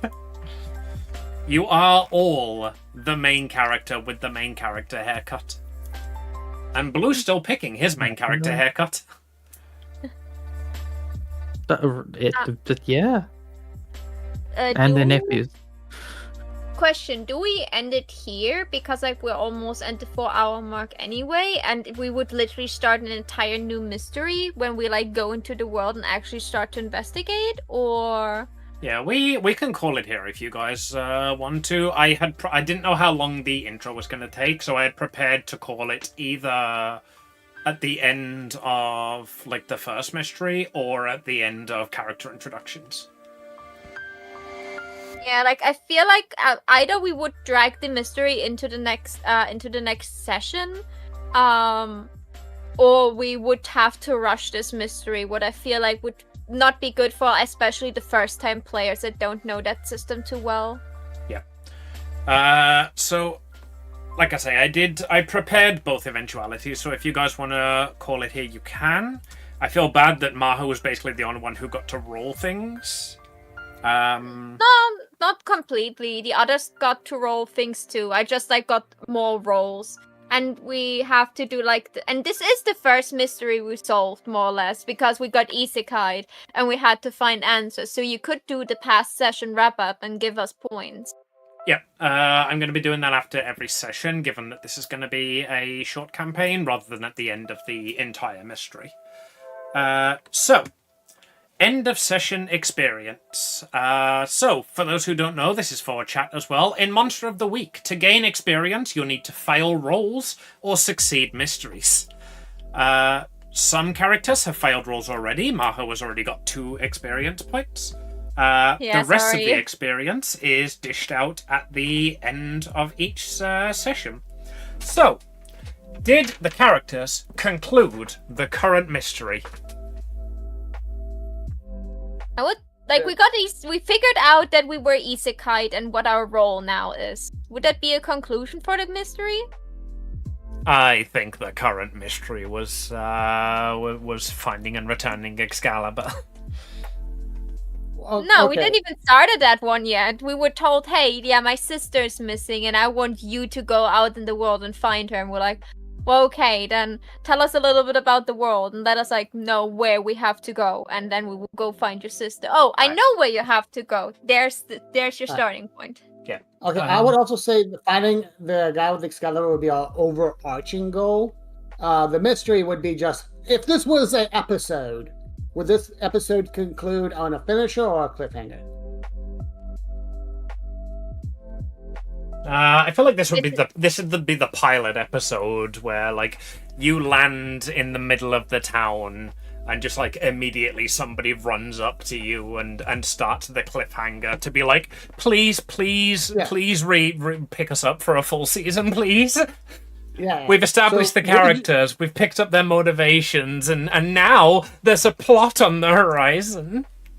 Yeah, so would you say that we fulfilled, like, if this was a first episode of a series, would this be a satisfying ending to a episode? Or Do would I be this a plot incredibly line? mean here and say yes if all characters have introduced themselves? Alright. That's not how let's- it rolled. Those are situations outside of his control. I will say, for the sake of being nice, that the current mystery of why you guys were isekai'd has been solved. So that is a yes. Okay. Alright. Did you save someone from certain death? And now it's time for the players to bullshit at me. Go, players! Who did you save from certain death? Or worse. Or worse. Don't forget the or worse part. Or worse, yes. We're My saving the cat- goddess from her mistakes. Yeah, look at my cat that we saved from being part of the farm. That sounds like a shitty place. That's not worse. She literally described how wonderful the farm is. It's great there. She's gonna go and quit being a goddess and work at the farm now. There are so many animals there who will miss their owners.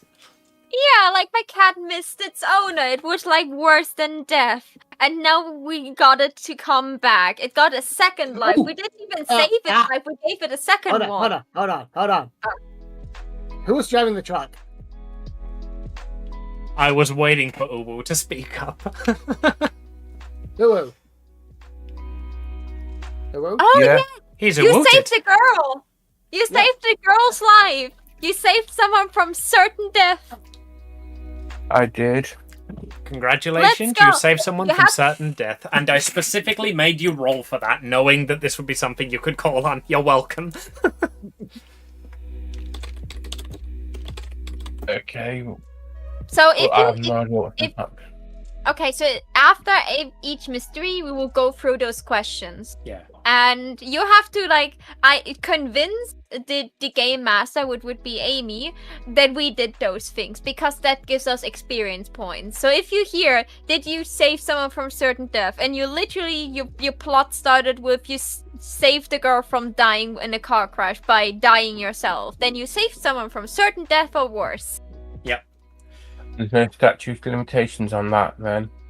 'Cause technically, that was 20 years ago. It was during this session. I'll allow but- it. I literally did put that in so that you guys could tick this box. Okay. So the way this end of session is supposed to work is that the DM tells you guys what you did. The way it always works in every Monster of the Week session I've played is intense, fervent bargaining with the DM. I love that. It's funny. Alright. Did you learn something new and important about the world? Yeah, we know it exists. Yeah. We learned its name. We learned its problems. Doubles. Yep. We learned the name of the goddess. If you guys can tell me the name of the goddess and the name of the world, I will allow you an experience point here.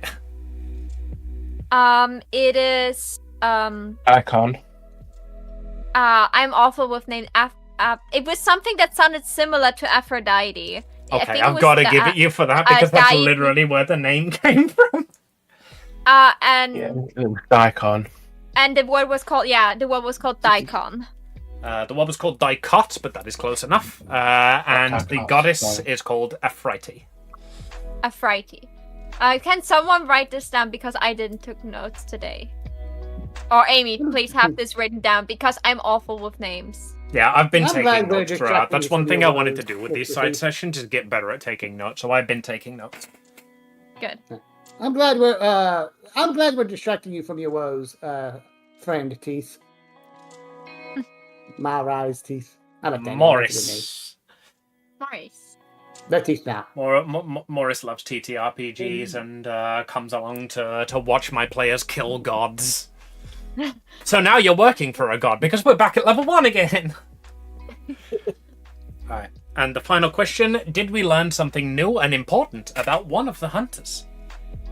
Yeah, we learned a lot about other hunters so far. Yeah, this one's a bit of a freebie in the first session, isn't it? Alright, so that is 4 yeses, which means you guys get to mark 2 experience. Hey, I need one more to get a level up. You always get a level in the first section now. Yeah, but I was the only one who suffered harm in this session, and we're literally in this tutorial space. We learned Lizzie can't We stop learned- talking. Yeah. So I was intending, since this is only going to be 3 sessions long, I was intending to have you guys make enough rolls that you could level up once per session. but people kept passing the rolls instead, so... And then Maho just, failed 2 in a row. Yeah, what did you expect from me, Amy? I'm the worst roller of the session of any TTRPG. Which is a boon in this, because you gain more experience. Yeah, it will get experience point as well. No, I think I will pass all of his succeeded. rolls. Yeah, Okay. he succeeded. Yeah, I passed. He always partially. I remember someone failing that wasn't Maho. No, that was Maho It was twice. always Okay. he always partially succeeded, so that's why he didn't fail. I have to definitely go through like all of the books and figure out what the first level up thing I won. Probably just like a +1 in charm or something like this. Really bringing home to manipulate someone. I've got one I could do. Okay. But it'd be bad So if it everyone remember to mark down the experience that you got. Yes. Also remember, do you have luck? That's like the reason we have like fate is also a point, and this is also you have luck points here as well. Those things don't return. If your character's out of luck, your character is literally doomed to die if you don't retire them. We probably won't play as long. But if you're like in a situation where you really want to succeed, you can use a luck point. Then you can use your luck special that causes something to happen. But also it means that you're closer to doom. Yeah. One thing I found quite funny, because I was like reading through the book again this morning to like refresh myself on the rules. When you run out of luck, you don't die. What being out of luck means is that the DM can just damage you whenever the fuck they want now. Because you're unlucky. And basically anything you do will have consequences. So you don't die on the spot, but you're gonna die very quickly because you don't get rolls against, like, not taking damage anymore. Yeah. Something we like to do is, as you use more luck, the harsher the luck special becomes. Yeah, that's something I'm gonna be employing through this. Surprisingly, my luck special says is something good. Like I will find something that will be maybe important later on. So like, does the things I find will be more and more story heavy that I find? They will get more and more important, which isn't particularly a good thing. Yeah. So you find clear. Say running out of luck is the only way you can die by stubbing your toe. Yeah. I mean, unironically, yeah. Basically, the way it works is that the DM gets moves. They've got soft moves and hard moves, basically. Soft moves are things that warn you that you're about to take damage, and hard moves are when you're about to take the damage. When you're out of luck, the DM doesn't have to use soft moves anymore. So I can just damage you at any point I want if you have no luck. I thought that was a fun concept. Yeah, I hope everyone had fun today. Especially for the people that played this for the first time, or it's been a while since they played it. I had a lot of fun. And I'm excited to see you next week again for same place, same time, hopefully same people. Yes. Same bat time, same bat station. I will have a word with Blue about what happened in between sessions, and they will probably introduce their character at the start of next session. We may start a bit later, depending on what goes on with that. If we do start later, I eat food around about now, so if we start later, there will be a longer break in between the two segments. But we'll figure that out in the meantime, because I do want Blue involved in this. Yeah, Blue, he's on his way back. Yeah. Okay. Thank you everyone for watching. Remember, the little sparks, you're the reason I can shine. Hope to see you all again very, very soon. Until then, I wish you a bye-bye. Yeah. I love you all. I will see you tomorrow. I promised Eden I would do a full week of gaming, but I'm itching to get back into art. So as a compromise, tomorrow I'm going to be doing casual art. No commissions, nothing that's going to be a print. It's just going to be art for my Blue Sky, for my Instagram. Just art that I want to draw. I'm going to draw bunny girls tomorrow. I'm looking forward to it. I will see you all then. Bye. Mwah. I hope you all have a wonderful time. This is Sunny signing off.